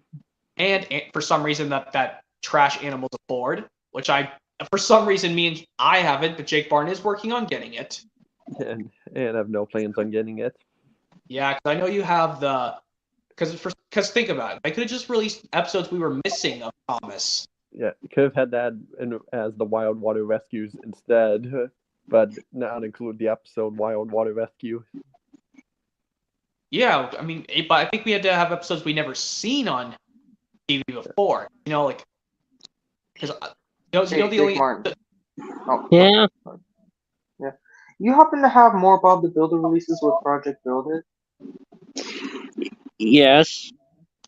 Since Hold on to your hat. Hold on to your hard hats. Build it and they will come. Huh? He says build it and they will come. Oh, okay. Yeah. Okay. And which I think it's your hard hats. Props or perks voices, Bob. Sorry? I think it's the first time Greg Props voices. The second time. I mean, Greg Props voices Bob. And I think season 10 of Project Build It, definitely want to give it a try because they do. It still takes some episodes do take place in Bobville.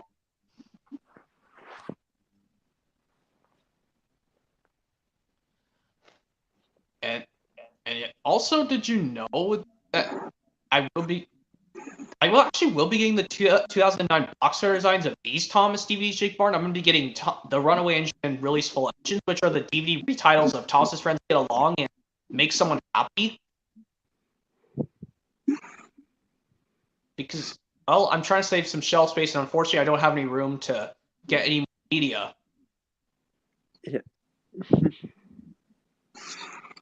Oh, by the way, Jake Martin, you said you have Scrambler to the Rescue. Did you know there are 2 Yes. episodes that were originally voiced by Greg Props as Bob? I'm You know, not Scrambler sure. Pickle Was was one of Scrambler them, in the and colorful cave and Scrambler in the doghouse? Well, they were. Huh? Mark Silk redubbed Bob's lines from the original Greg Proops lines in even Lori Laurel. King as Rolly. Yeah, everything else remains the same except, at least I think so. As I was trying to And say earlier also about Emma Tate is how right?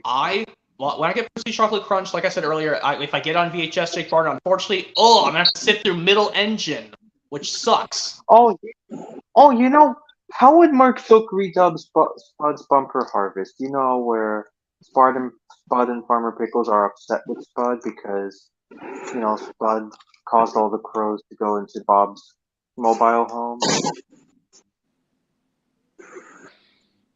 You know, that scene, where Bob gets really mad or something like that. In what episode? Spud's Bumper Harvest. Spud's Bumper Harvest or Bumper Harvest. Bumper? Yes, Bumper. And I only tidied it this morning. Yeah. And like I said earlier, Jake Martin, I'm going to say this. Unfortunately, when I get Percy Chocolate Crunch on VHS, I'm going to have to sit through Middle Engine, which sucks. But you know what I should have done when I got Percy Chocolate Crunch on DVD? Another copy. I should have should have skipped Thomas Person this week. I should have skipped Middle Engine. Thomas Percy this week wasn't too bad, actually. Only the part I hated was Alicia Body screaming. Well, it was pretty funny. But I did like her other funny line she said besides her. Yeah. I'm showing his 2 copies. One doesn't have a disc and one does. Yeah, childhood copy right here, and you can also tell because a little part of the casing was a little ripped off here. Oh, yeah, well, at least the artwork is still intact, but one of the outer parts of the outer sleeve got cut off. Yeah. And it just has a Mario Kart Super Circuit instruction book written here. I guess to keep it for collector's purposes, he kept the Mario Kart Super Circuit instruction manual in there and not put it into the new copy. Yeah. Anyway, what I was really trying to say is, how would Mark Silk redub the episode Spud's Bumper Harvest, the episode? Not quite sure, honestly. Because I'm pretty sure Mark Silk doesn't make Bob sound that harsh.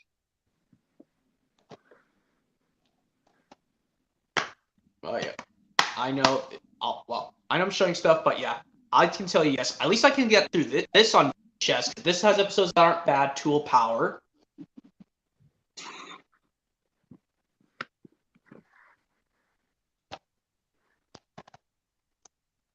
Yep. I will definitely get this on VHS because this has some good episodes. Oh yeah, by the way, just so you know, the Greg Props version, the 2005 version that has Greg of Scrambler in the Doghouse that has Greg Props as Bob, Maria Darling as Dizzy and Rolly, it's currently lost. Oh. However, you can watch the 2005 version of first, no, of Scrambler in the Colorful Cave.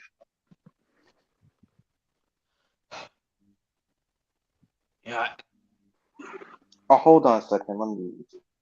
yeah, and also I was gonna tell you this, Jake Barn. I'm actually gonna maybe, like, I'm probably just gonna get these releases in slim cases minus Toss the Really Brave Engines because I actually want to keep the thicker case of that.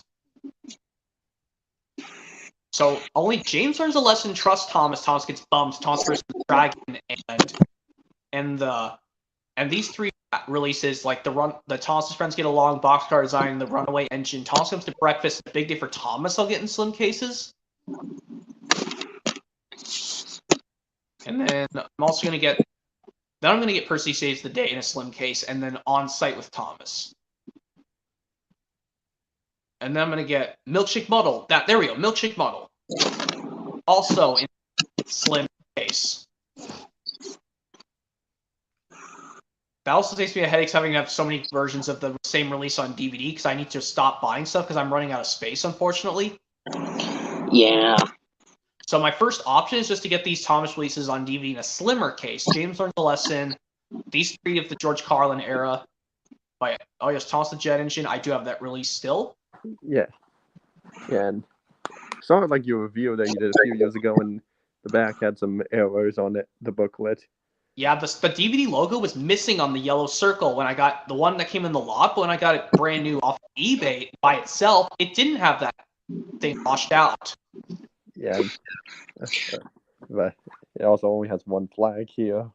Yeah, it doesn't have like, because I guess the reasons why is the translucent. Thomas left.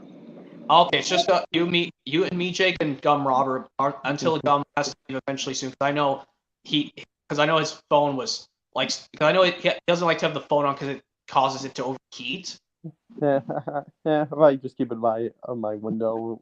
That way it gets cold enough to where it doesn't do that. Yeah, I'm pretty sure. Yeah, because I know like if you keep it charged up as well, it's just to make sure it doesn't like overheat the battery too. Yeah, I charged it before this. Okay, that's good because I keep mine because I changed the screen time options on my phone. The screen timeout options on my phone, even though I make sure just to make sure I'm just staying on the web page to get my stream at all costs. That way my phone doesn't go on screen timeout. Because luckily I fixed it. Oh yes, I got the sticky situations, which Me too. I have sticky situations too. Which, guess what? It has magnets, 100%. It's the same one as mine. And luckily all the magnets didn't come loose, Jake Martin, because luckily I'm not opening up that. Yeah, same here with mine. I'm keeping these guys intact. Yeah, I know that is the Perkins scenes where he's getting ready for a treasure hunt with the children. Then I got Cars with a slipcover. I know it's in full screen, but that's okay. But you know that's how the Unlucky Tug did it when he reviewed every Cars movie he reviewed ranking every Cars movie. Yeah, I know. Yeah, I've seen that twice. I know he used the full screen copy of the DVD just to because he says it keeps the scenes coming intact. Was in the widescreen version, he says it for some reason it crops them. It squishes the image for some reason on the widescreen version. Even though I prefer widescreen over full screen. Yeah, it's kind of just pick your poison at that point. Well, I did pick full screen because, yeah, it's one movie in format at a time, like one at a time. Yeah, I know you don't have. I don't think you have Talladega Nights on DVD yet, Jake Barton. I don't think I'm gonna watch Talladega Nights. Yeah, the Ballad of Ricky Bobby. It's kind of good despite it's an R-rated film and you kind of swear. They kind of say heavy language. It's still good. Oh, I know that. Anyways, this one came with this little insert. Gear up for high octane fun. Yeah, I just have the Blu-ray from Disney Movie Club of Cars, but because I just thought it looked cool. It had both the Blu-ray and the DVD are in widescreen. Even though it'd be kind of funny if I had a full screen DVD copy of Cars in my Blu-ray combo pack, even though I like widescreen. Yeah, I have 4K. Yeah, it just comes with Blu-ray, Blu-ray with no bonus features. Yeah, but I also put the DVD in here because I just swapped out the cases to have 3 discs. Yeah. And let's see. Join. Oh, Thomas is back. Oh, he's back. You must have accidentally left Sorry. like me. Sorry. It's okay. It's okay, Thomas. We were just talking about other things.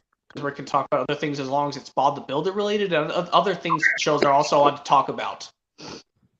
Oh yeah. So it was true, believe it or not. So Yep. the voice actors.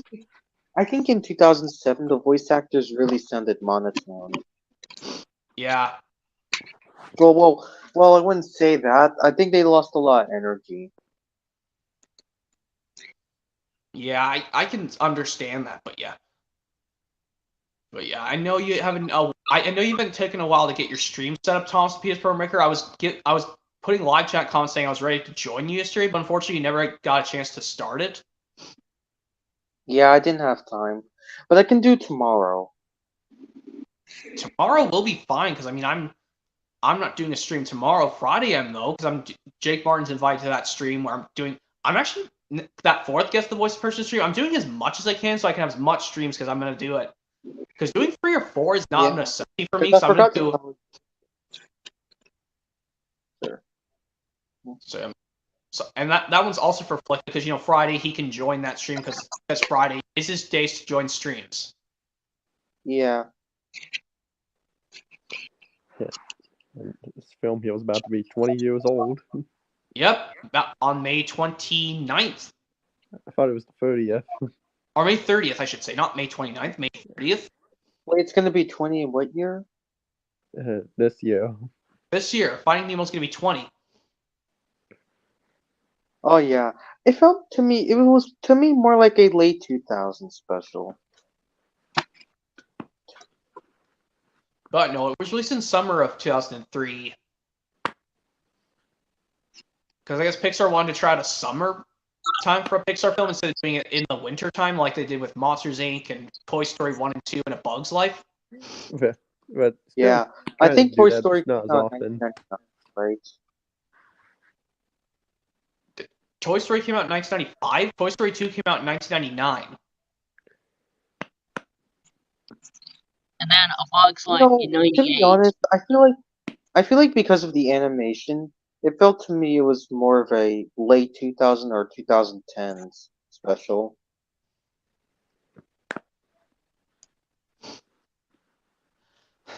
But yeah, I know that this Jake Barn that I'm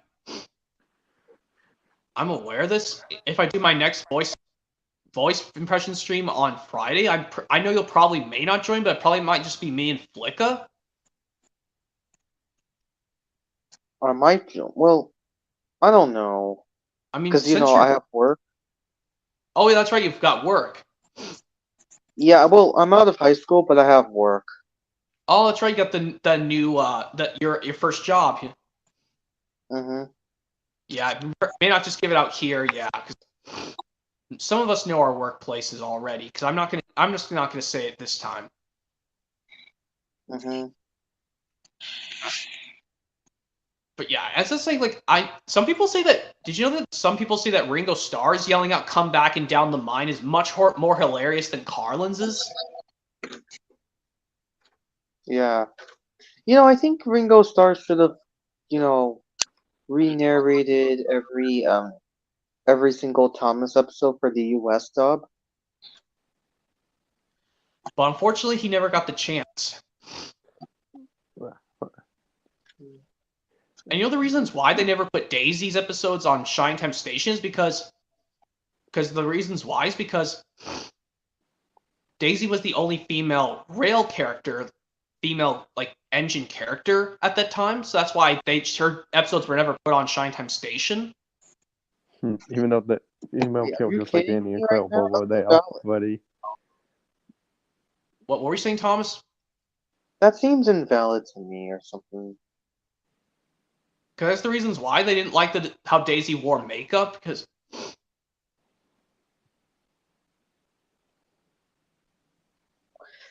Didn't Bullseye appear on Shining Time Station? I think so. No, I don't think it did. Because I'll have to look through all these episodes of Shine Home Station specials with Mr. Conductor's Thomas Tales just to be sure. Oh yeah. What about that scene in the episode Daisy where Daisy lurched backwards? Oh yeah. Carlin's upbeat it really well.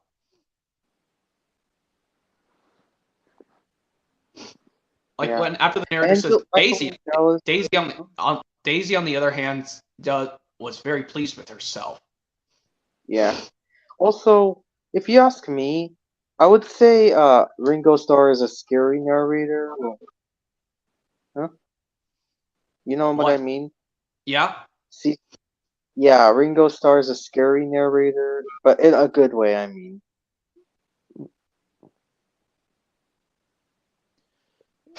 Especially like in Percy's Ghostly Trick, he was did a really spooky narration voice. Yeah. Well, Michael Angelus was peaceful. And George Carlin's. Scary, but peaceful at the same time. But yeah, I also gotta tell you, I know James Goes Buzz Buzz kind of used to scare me as a kid. Like the scene when the bee's about to swarm back down and sting James on the nose. This is the part where I have to cover my eyes up in James Goes Buzz Buzz when the bee is about to swarm back down again after James makes the O face. Oh yeah, yeah. You know the scene where James Stung gets stung by a bee. I hate that scene. I didn't like that scene when I was a child. Like I didn't like it so much. I had to either cover my ears or just skip to the next episode. Well, on 10 Years of Thomas, you can skip the episode. Well, as a child, but I know some of us can get used to it now. Hmm. Okay, well, I only saw like the clip from getting stunned through the trailers, like when the guy's like every journey is one you want to watch again and again, because I never owned James Goes Buzz Buzz. Yeah, I'm trying to get the Wind Train bonus pack of James Goes Buzz Buzz so I can replace the one I got from the Disc Replay store. Because, well, like I said, I'm not going to have too many versions of the release on DVD just to save me some shelf space. Yeah. Oh yeah, Tom's the smile I noticed in the. You know, if you probably get the maybe the late Thomas releases from like the late 2000s or something like that, they made me think they were gonna play these seasons 8 through. They made me think they were gonna play either seasons 8 through 12 or something like that for the episodes, but in reality they played the older episodes. Yeah. But also so you this, need, like, Jake this Barton, Wind Train bonus pack. Yeah. I was just trying to tell Jake Barton something cool. Oh yeah, Jake Barton, this episode of SpongeBob, I'm gonna also say this. The Bully episode of SpongeBob is also a million times better than Dragon Tales Bully for You. Is that season 3 The one with bully the from Cannondale Strangler? season 3. Yes, with this one we probably get to meet Flats the Flounder. Wait, that when one. did Bully for You came out? Dragon Tales? It came out in 2000. The episode what the 2000 and what about the SpongeBob episode? I think 2002 or 2003, I think. Or 2001? I'm not sure. If so, then it's Bully for You done right. That's also Bully for You done right. But at least like SpongeBob laughs when Flats keeps punching him in the butt. He thinks it tickles. And like every time he's doing his chores and he's going to bed and he's playing a card game with Gary and he's showering and working at the Krusty Krab, he's doing it fine, and despite he still keeps getting kicked in the butt.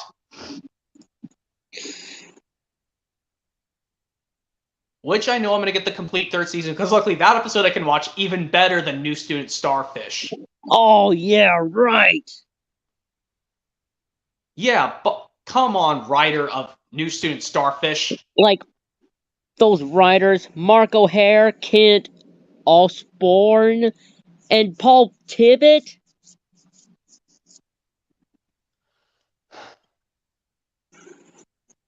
Yeah. But yeah, like I said, Even like, yes, the bully from SpongeBob and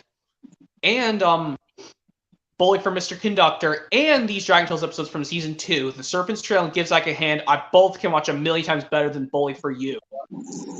All those 4 I can watch a million times better than Bully for You.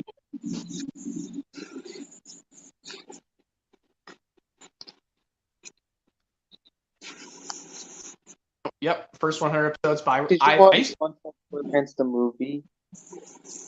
Oh, you mean the first SpongeBob movie? I have it on VHS. You know where SpongeBob is like, I'm ready for promotion. Yeah. Yeah, the only reason Mr. Krabs chose Squidward was because SpongeBob was too mature to be a manager. Because the funny quote is they said to be a manager you have to be a man, otherwise they call it kidager.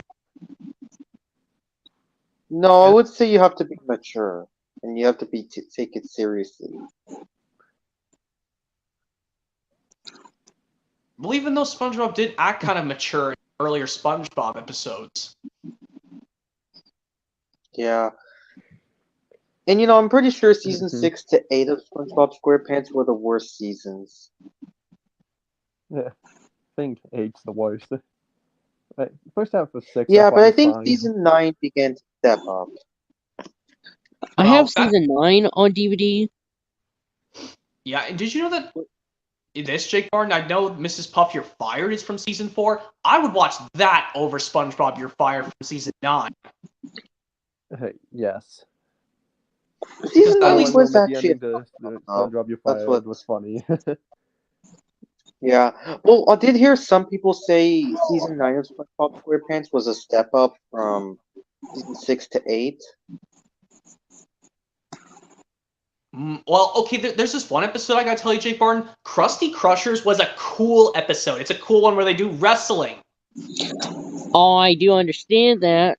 And I do have the season 6 DVD and Truth or Square that has Krusty Crushers. Yeah, Krusty Crushers is a cool episode. But its sister episode, the card is not good. Oh. Where SpongeBob tries to save that rare card from getting damaged. Yeah, the card goes, Mermaid Man says, buy more cards. And then SpongeBob calls out number 54. And also, like, this... Oh, wait, I think this one has the one where Patrick has bones in his throat, and then SpongeBob says, Patrick, I think you should see a doctor. Suction Cum Symphony. Oh, yes, on season 6, volume 1, which I know Gum Robber is showing. Yeah. And the DVD of Spongeicus, which I don't have the Spongeicus DVD. You could just get in the season set. That's like how I have the complete seasons of iCarly on DVD, because I'm not getting those episodic releases.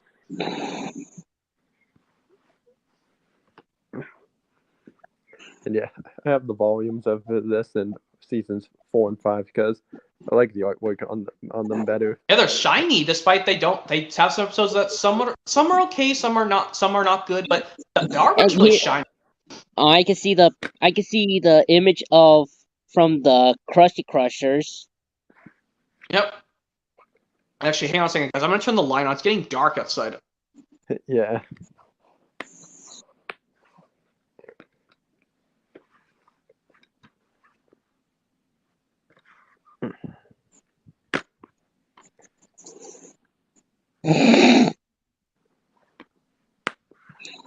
Okay, here I am, guys. I just had to turn my light on for just a second.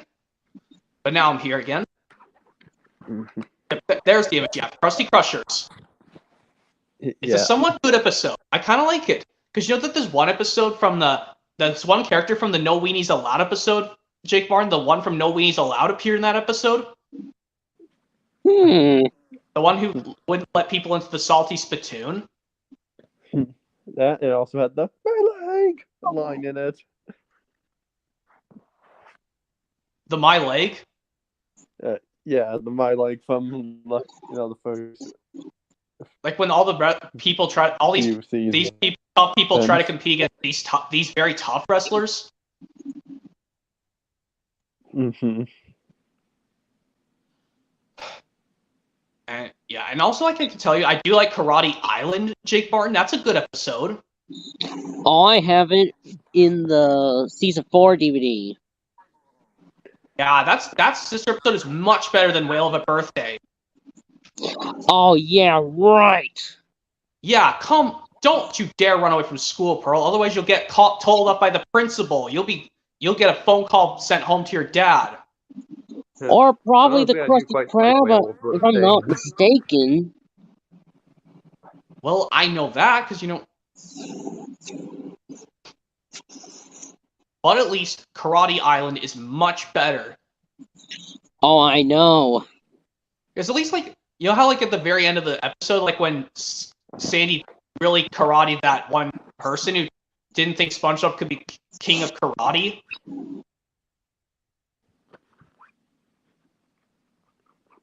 Like that king of karate, like when SpongeBob never got it in Karate Island.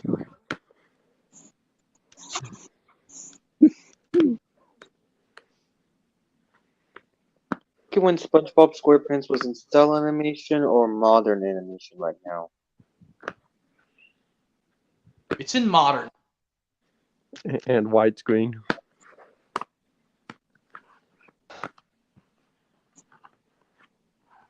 Yeah, I mean, SpongeBob SquarePants looked a little bit weird in cell animation. Yeah, and also did you know, Jake Barton? I did like both these episodes of season 4, Fear of a Krabby Patty and Shell of a Man. Oh yeah. Fear of a Krabby Patty was actually really good. It looks like SpongeBob's not wasting time cooking in the kitchen, but he does sing a song to spell out Krabby Patty says I. Yeah, but one episode I don't really like is Summer Vacation. Oh, I have it on Whale of a Birthday on DVD, and for some reason, the episode Whale of a Birthday was second because they put all that glitters first. Like, let me grab it. I might have Come on. I was just saying, come on, Paramount. Don't mess up. Ugh, just like how Video Treasures and of Thomas and the what was it? What? Oh yeah, and the hold on. Anchor Bay. Yeah, Anchor Bay and Hit Entertainment. Why would you put On Site with Thomas third when it's the title of the release? Well, luckily on Thomas's Trusty Friends, they fixed that. Maybe they're doing production order. Maybe put episodes in the correct order, which is why they put On Site with Thomas as third. Just like they put Splish Splash Splosh second on the Splish Splash Splosh release, but it's supposed to be first. Because I guess the reasons why is they didn't want to mess up Charlie's appearing. Not even Rusty's. Like, I know in Rusty to the Rescue video, they put Rusty to the Rescue episode as the 5th because we don't want to be confused that Rusty appeared early. Because the first time we get to see him was Rusty helps Peter Sam. Yes, and I know that too.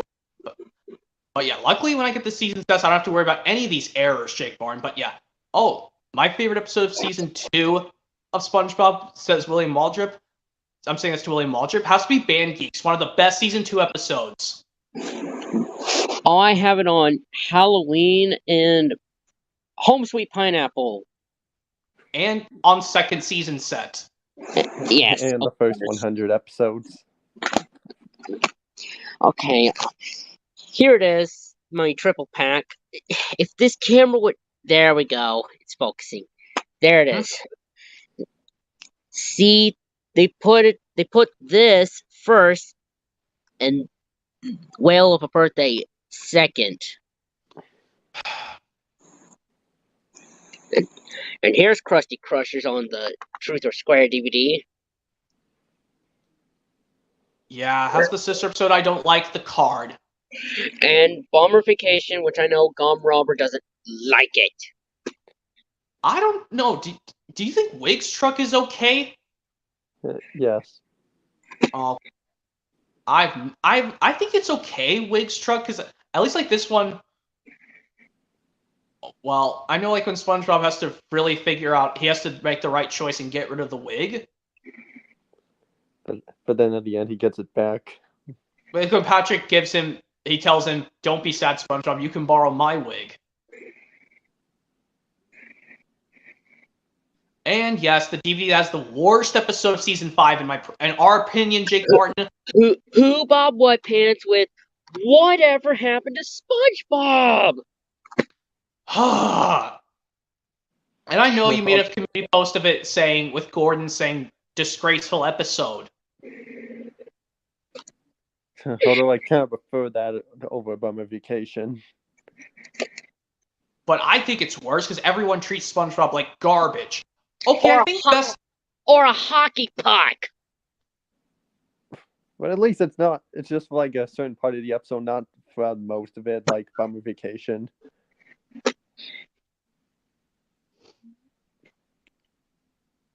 Because Bummer Vacation, SpongeBob will not stop trying to get back into the Krusty Krab because Mr. Krabs told him to take a vacation. You know me, like, I was forced to take a vacation from work. You know, when the pandemic started, Gum, I had to take work off for a few days.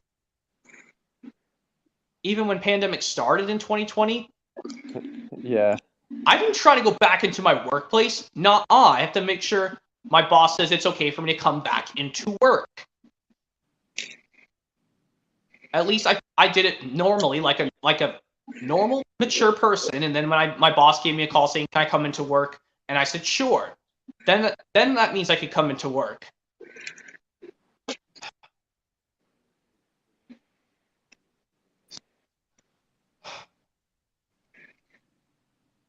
And what else was I saying? Oh yeah, if I also get maybe, what was the tip?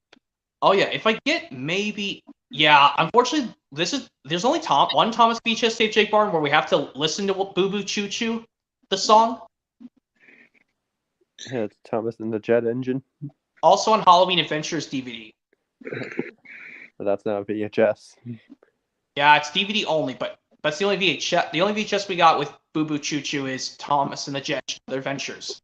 I did see someone make a fan-made cover of a VHS tape of Thomas's Halloween Adventures where they squished up the poster right to be fit. Yeah, but you know how they did a CGI custom DVD cover of Halloween Adventures with Thomas and Emily on the cover as the 1 or 2 engine spot, and the bottom had Percy from the Phantom Express? Yeah, I've seen that before. And I know that I would love to maybe do... I think I could try to do my gigantic home media collection video, maybe. I just have to figure out a spot to do it, because I've got so many home media collection, as you can imagine, Gum, because my grandma's going to be away for a few weeks. Maybe I can try to do it. Mm-hmm. Only time will tell. And that means, yes, all my children's home media collections collections of home media children's DVDs will be merged into it too.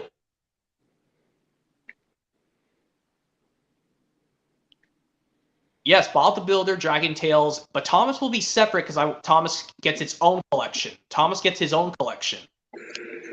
Yeah. But I'm doing something cool, Gum. I'm only going to show Thomas releases, only ones that's showing only classic series episodes. Yes, that means I will show Thomas releases that have model episodes, but only ones from the classic era. So seasons 1 through 7. Yes. So these DVDs leading up to... But skip Steamies vs. Diesels, but go to Jet Engine after New Friends for Thomas, and then go straight to Hooray for Thomas. But despite the Season 8 intro, they still have Season 7 episodes. Yeah, and with the Season 7 transition, the classic series transition. Yeah, the classic series name boards in between each episode. And what about Percy Saves the Day and Really Brave Engines? Those have the Season 8 transitions, but because it makes sense, because they have the Season 8 intro. Even though they're from Season 7.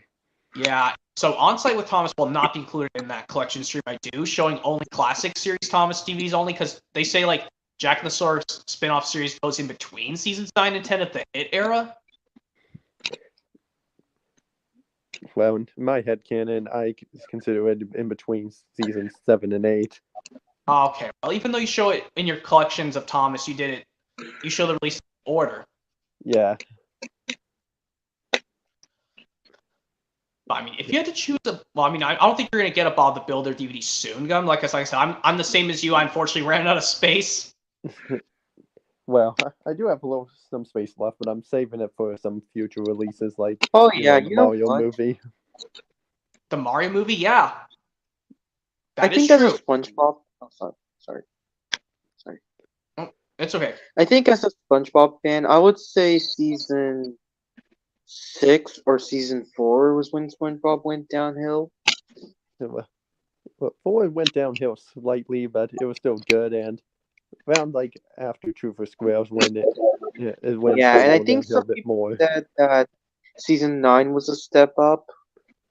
Most Yeah, like fans after said that SpongeBob the season Fire. 9 was really, really going downhill.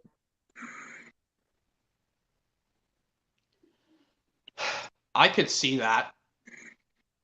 But did you You also know, know this, Jake Martin? Hold on, I don't. I think I'm gonna exit. See ya. Are you gonna exit, Thomas? Okay. Yeah, I think I will too.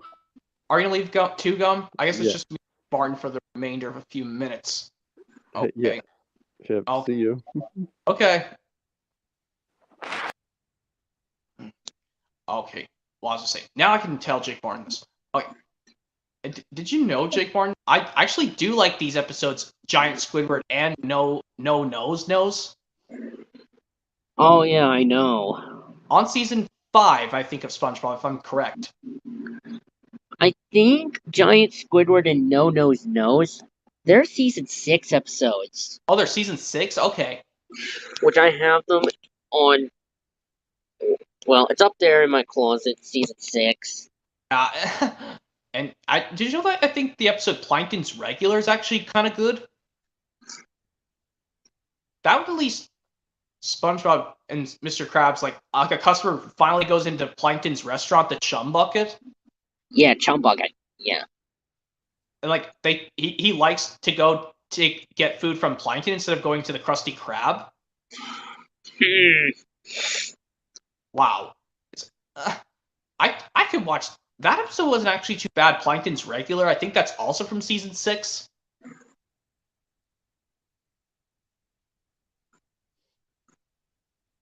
I think so.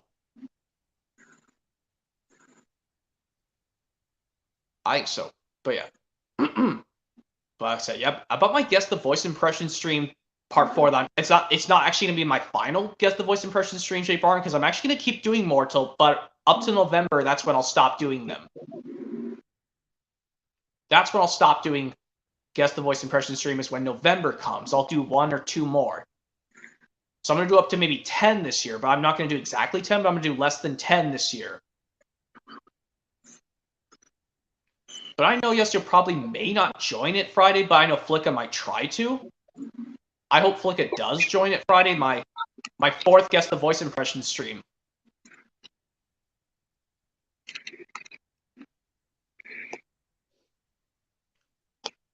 I'm also when I commented on one of your posts, Jake Martin, I would say, like, oh my god, if they put New Student Starfish on Sponge for Hire on VHS, I would be so mad.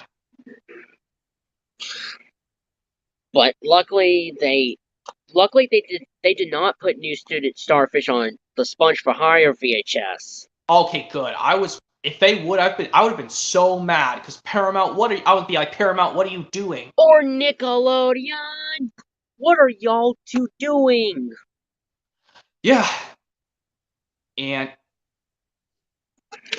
yeah, I'm trying to remember who was the writer of Dragon Tales Cassie the Green-Eyed Dragon. I'm trying to remember who wrote Cassie the Green-Eyed Dragon, because I think at least those guys did a good job of writing Cassie the Green-Eyed Dragon.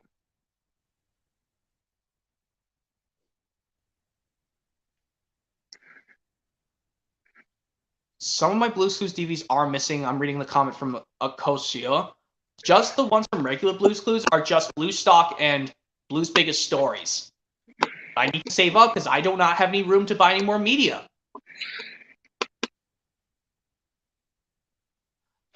But like I said, my only option is to either A, get these Thomas Places in Slim cases, or just get another shelf. But I'm going to try doing doing some upgrading to my movies to see if that'll do the trick as well. Because I'm getting the movies You Got Mail or some of the Christmas movies on Blu-ray.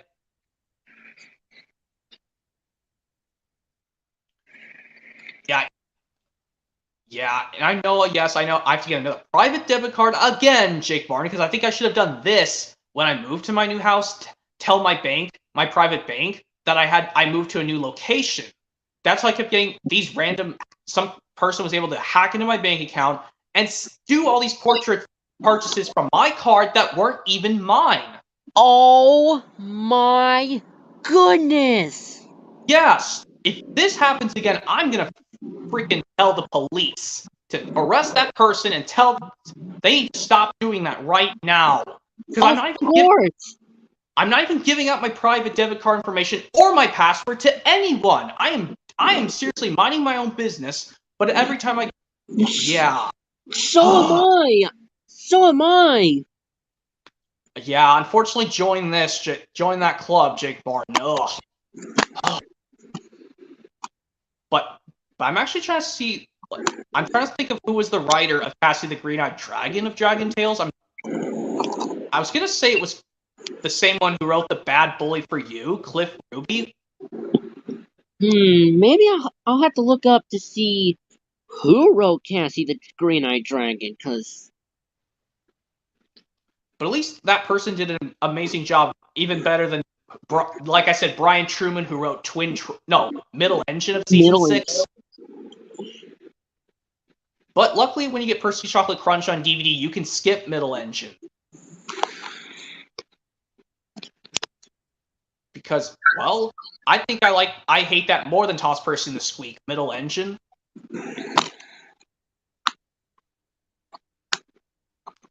But it is cool that, even though the narrator does mention Thomas and he's in the episode, but there's not a time he spoke. Which I guess that's good, I guess.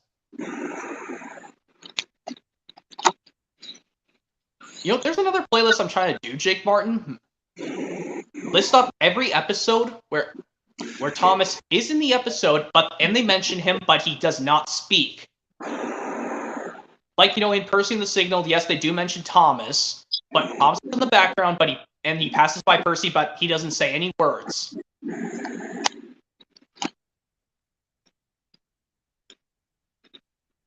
So I think that's another big playlist I can try to do. List episodes where Thomas does appear, and he's mentioned, but he doesn't speak.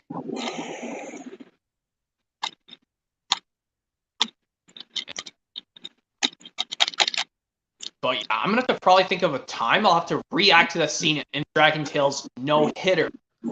Or maybe I'll do it for you. Or, yes, if you get the Playing for Explain Fun DVD, but you'll just use it so you don't have to worry about messing up the tape, or scratching, or messing up but DVDs are harder to mess up than VHS tapes. Because with discs, they have coating on them. That means if you're gentle, you're fine.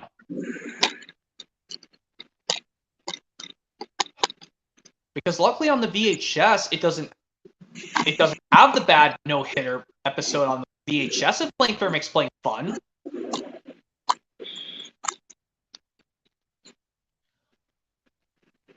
Yeah, I think, yes, I know that now. I know the Bob the Builder DVD that does have the Travis Painter count on DVD this time. It's Building Yard Adventures. I think Building Yard Adventures is only on VHS. No, I think it's on DVD. I looked it up on the. I think it was also released on. It was released on both at the same time, somewhere in 2003. I'll have to check after the stream's over, just to be sure. But I know if you can't join my Guess the Voice Impression stream part 4 this Friday, Jake Martin, I totally understand. It'll just be me and Flicka doing it. Just like how I was the only one in Flicka's Guess the Voice Impression streams the third he did.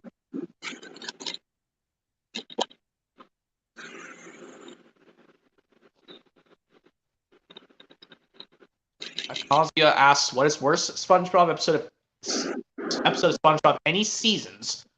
For season 3, New Student Starfish. Of course.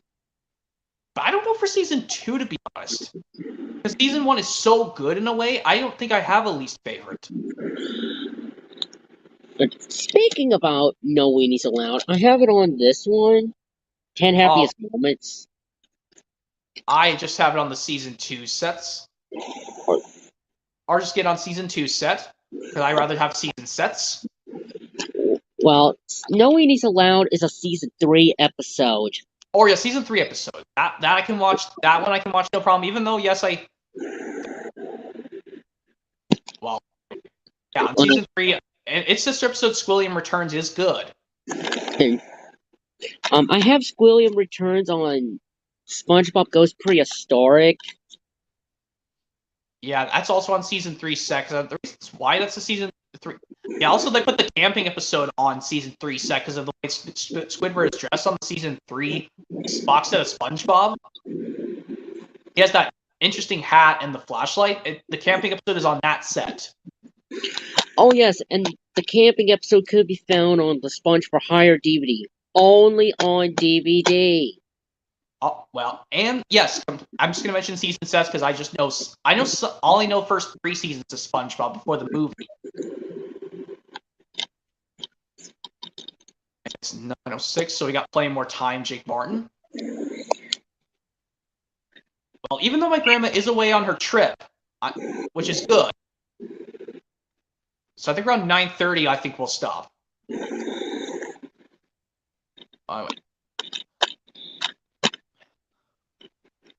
But if you get Percy Chocolate Crunch like I'm gonna get it, Jake Martin, you'll have. Yeah, I know you're getting the beat just a Percy Chocolate Crunch, but you'll have to unfortunately sit through middle engine kind of like me. I know. I do have to admit, man. I will admit. And you'll be like Hit Entertainment or Brian Truman, who wrote Twin Trouble. No, who wrote Middle. I keep saying Twin Trouble. That's on James. Brian Truman, who wrote Middle Engine. Yes, I keep saying Twin Trouble, but that's on James and the Red Balloon. Exactly. They're not both on the same release. Twin Trouble and Middle Engine, they're on separate releases. Oh, yeah. But you know, some people, yes, they hate Rusty Saves the Day from season 6 even more than Middle Engine. Why would they hate Rusty to the Rescue? Rusty Saves the Day, I mean. I mean, Rusty Saves the Day, not to the rescue. Well, the reasons why some people say they don't like Rusty Saves the Day is because why would they seriously want to close the Skarloey Railway? Why was there time I say you want to shut down the Skarloey Railway? Oh my god. I don't know who's the writer of Rusty Saves the Day, because I know...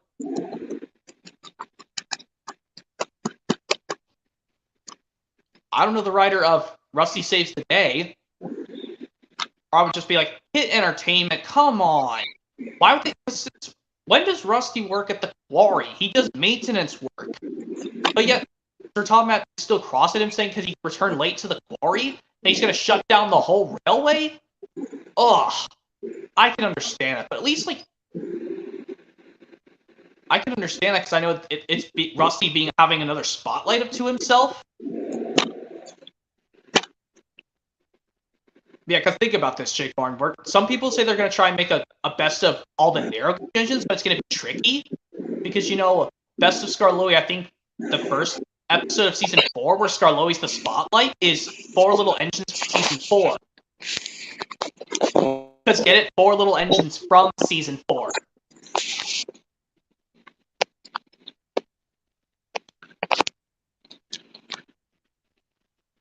Yeah, the only Season 4 episode that Skarloey got the spotlight was Season 4.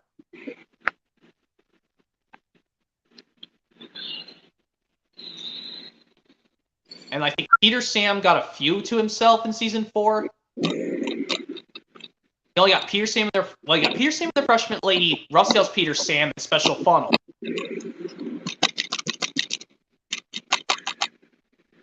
Okay, maybe I think Skarloey's more the spotlight than Duncan and Home at Last.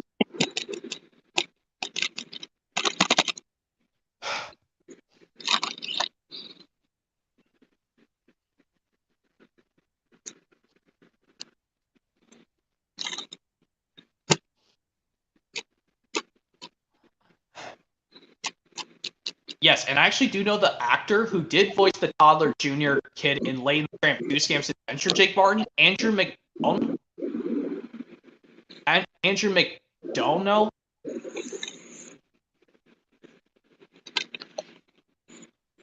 Like I said, I think he did a blast voicing the toddler junior.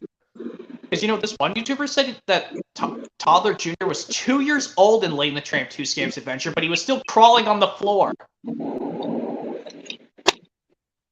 Like, 2-year-olds can still crawl on the ground? I mean, I was like that when I was 2 years old in the year 2000. I can understand that, but yeah.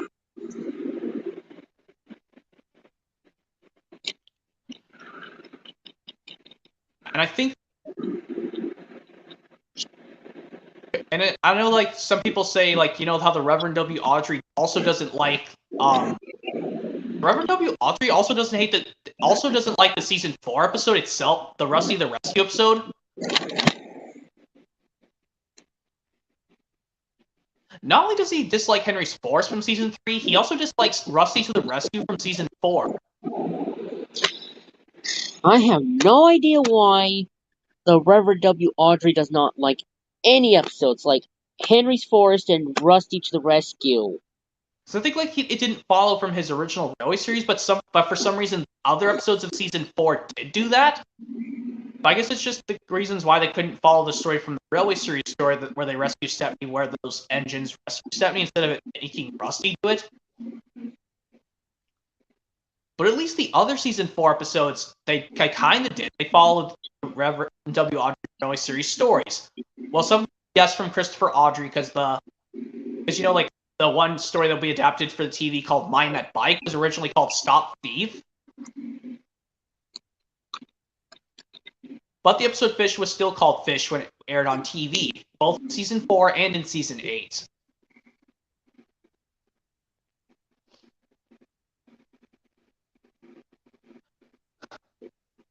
And I also know that I know I will get the Building Yard Adventures release. That I'm pretty sure yes, the DVD release that does contain Travis Paints the Town is Building Yard Adventures. It also contains the episode Muck Gets Stuck, I think.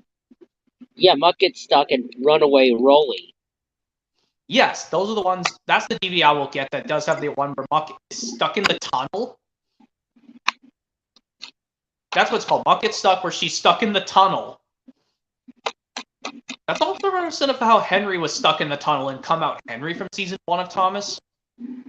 Well, he stopped at a tunnel because there was raindrops falling and he won't come out. Because I know he said this famous line, "The rain will spoil my lovely green paint and red stripes."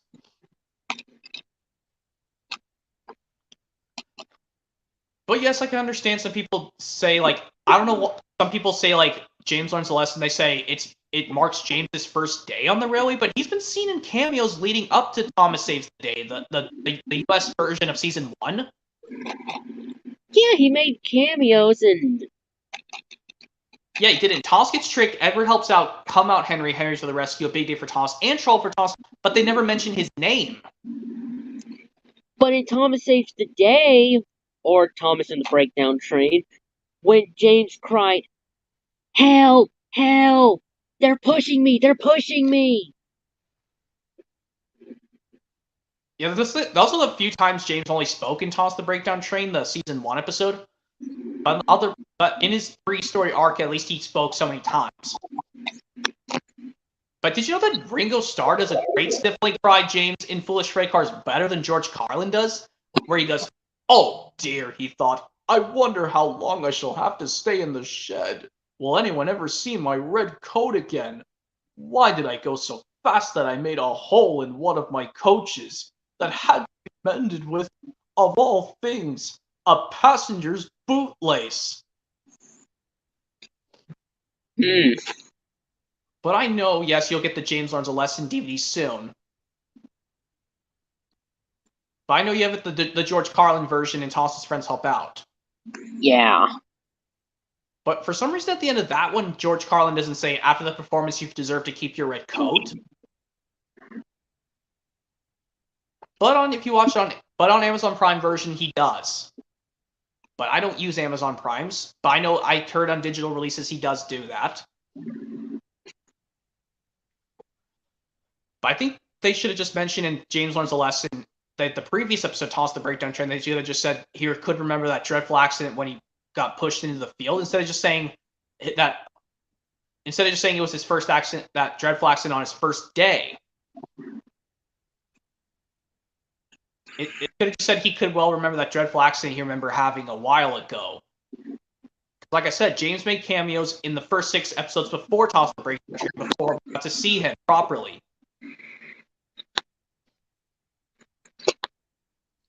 But you know what's also kind of weird, Jake Barn? Like, you know how, yes, I don't know why Strange BCI Entertainment put Thomas Comes to Breakfast on Tenders and Turtles VHS before Toby's debut episode? I know. Isn't that weird? Like, Toby's like right there next to Toss and Percy, but then we see him as like, wait, I thought he was already around. Well, But I know the reasons why. It's because they had to play the episodes the same order as they did on Shine Time Station. That's why Thomas Comes to Breakfast is before Toby's debut episode. of course.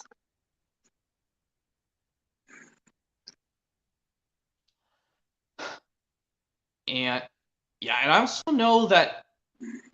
Oh, yeah, I know that. Yes, I know when you get the Dragon Tales, we can work it out DVD. Just DVD. I don't know if you'll get the VHS as well. But yeah, I'm probably gonna have to hold off on getting the VHS tapes because, like I said, even though I did watch the episodes on the DVD of Dragon Tales, we can work it out. I did watch Cash of the Green-Eyed Dragon, and I tried not to jump scare at the scene towards the end of the episode. Because I put in one of your comments when we did this cool family community post art of Cassie getting angry, saying Finn's ruined everything, but that's her mad face when she's so suspicious that her friends are watching Finn more than her. But her bubble is saying Finn's ruined everything. I wish I never brought him to school. Instead of like the one where she's like this, and she has her mouth open, shouting out, "He spoiled Circle Top. I wish I never brought him to school with me." And the James used from Diesel's Devious Deed was used on the thumbnail for the documentary of how the New Friends for Thomas DVD was made.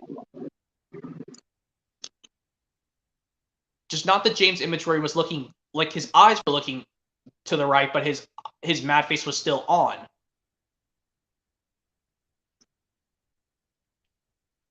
But I don't know if you could, because I did make that community post for you a few days ago, Jake Barton. I did put up the clip, that the picture of Toddler Jr. from Lady and the Tramp 2 Scamps Adventure, and use the picture of Cassie's siblings, Kiki and Finn from Just for Laughs, and Thomas with his smiling impression from season 2, but with his mouth open from Friend for Thomas.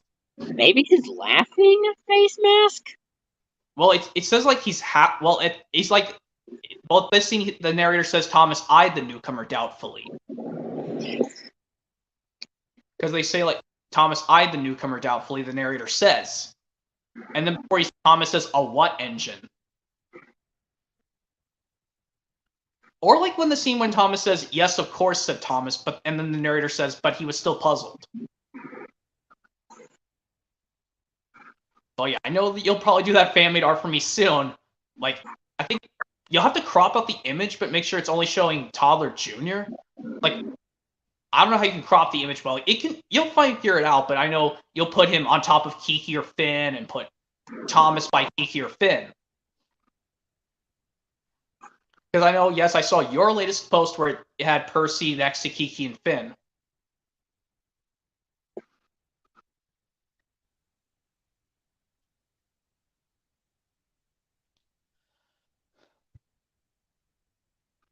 And I know that also, yeah. Oh yeah.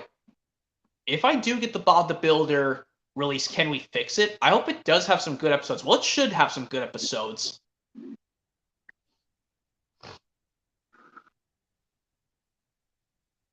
Because I know you don't have this Bob the Builder DVD right here to the rescue. Of course not. Because I know it has the episode that's in your Lofty's Favorite Adventures DVD. Yeah. And yes, it has the very first episode of Bob the Builder ever made, Scoop Saves the Day.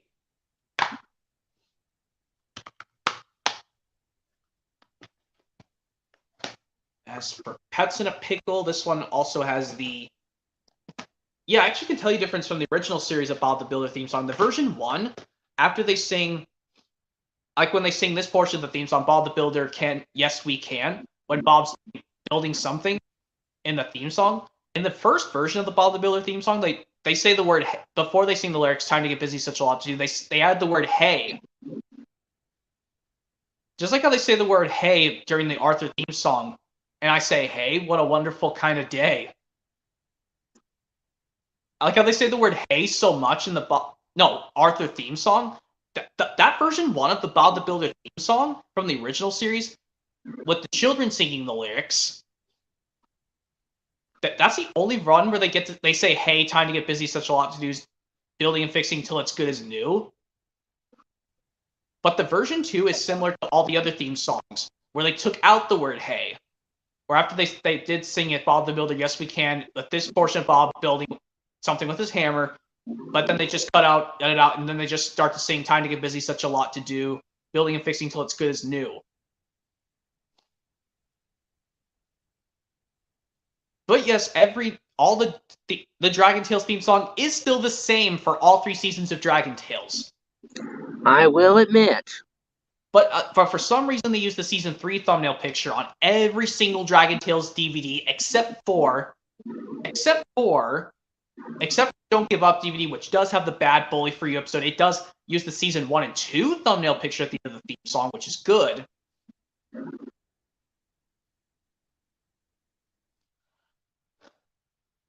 But yeah, the way you can tell it's the Season 1 and 2 one is because Max and Emmy are smiling without showing their teeth. Mm-hmm. Cassie's mouth it's just a neutral happy, is kind of in the middle of the thing. And Ord's mouth is halfway open, but in the Season 3 one, that one has Max and Emmy smiling like this. And Ord's mouth is all the way open. That's the Season 3 thumbnail.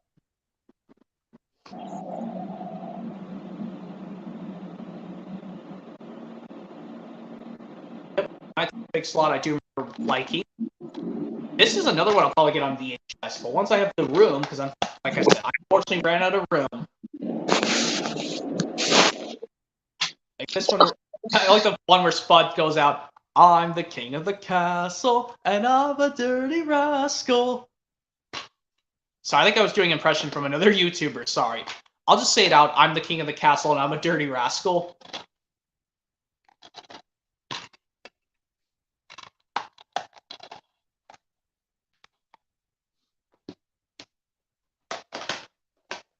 And this DVD I celebrate with Bob, which also I know I showed this earlier on the collection. This episode, Bob's Big Surprise, is on the hit favorite Springtime Fun, which I also have. And Lofty's Favorite Adventures, even though... Yeah, there it is.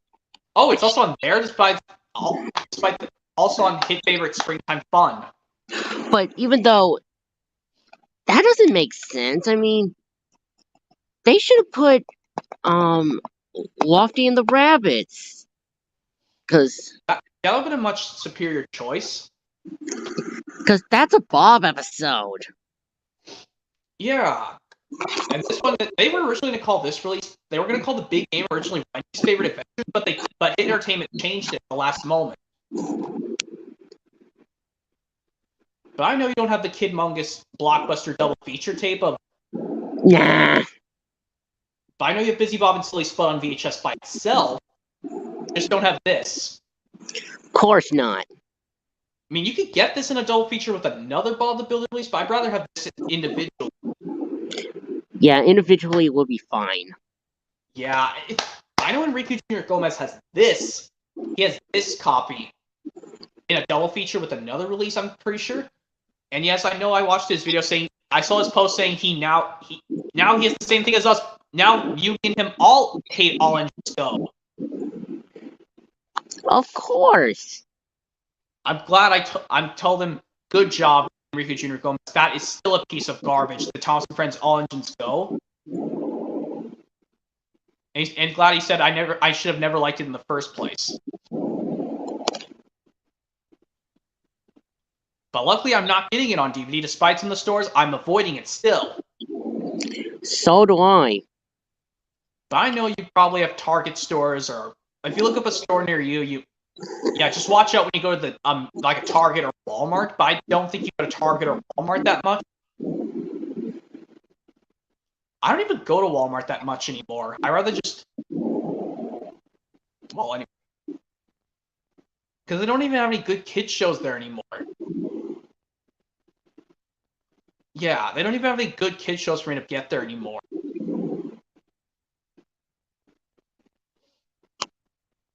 And yeah, and I also know that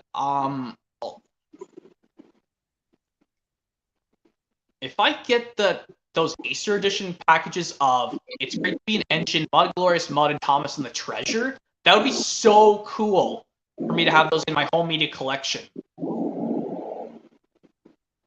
Well, even though the packaging has the Lionsgate version of Mud Glorious Mud, I'm going to put it into my original Anchor Bay release 2008 of Mud Glorious Mud.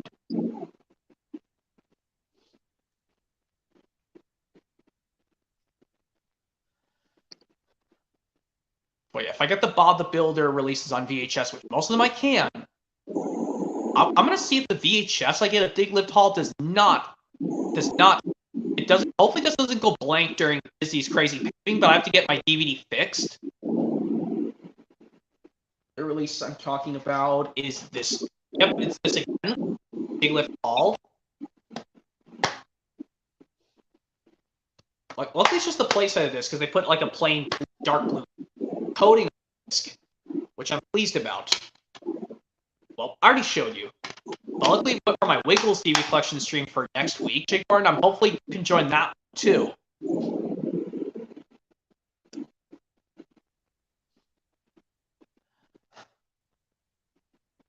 And yeah, I really want to give the live show a try one of these days. I'm gonna have to watch this weekend, maybe. Well, I'll see what I do.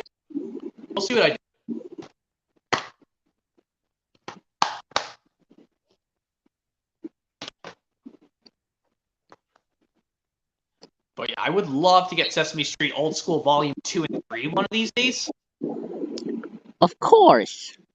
Yes, I know this one YouTuber, Jake Martin, he likes Sesame Street, but he hates Elmo.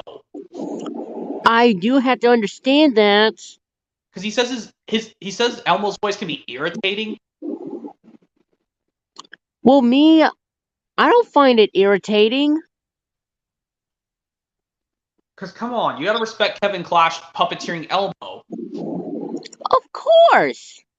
I like the guy Kevin Clash. I think he's a nice gentleman. I think he did an amazing job at Elmo puppeteering. Of course. Yeah, I'm saying you can't blame Kevin Clash. I think he did an amazing Elmo, and he's a nice guy in real life. Just like I mentioned earlier. No. He should never, ever disrespect Kevin Clash. Ever. Yeah. And yeah. It's 9:28, so I think I'll just tell you one more normal thing, Jake Martin, and when it reaches 9:29, I'll just do one random impression. Or maybe I'll do it. Well, okay. Since I did it so many times, I think I'll let you do it this time, and I'll guess it this time. So I'll tell you one more thing. Okay, it's 9:29. You can go and say it. Go ahead. All right. Let's see. Okay. This one it goes. Mm-hmm. Hopefully, it's not a bad one either. Oh.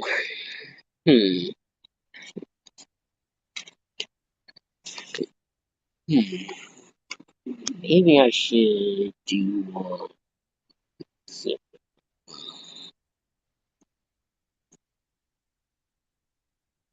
What about this one? Mm-hmm. Stupid bird. I mean, yeah. Owls, mists, ghosts. Edward.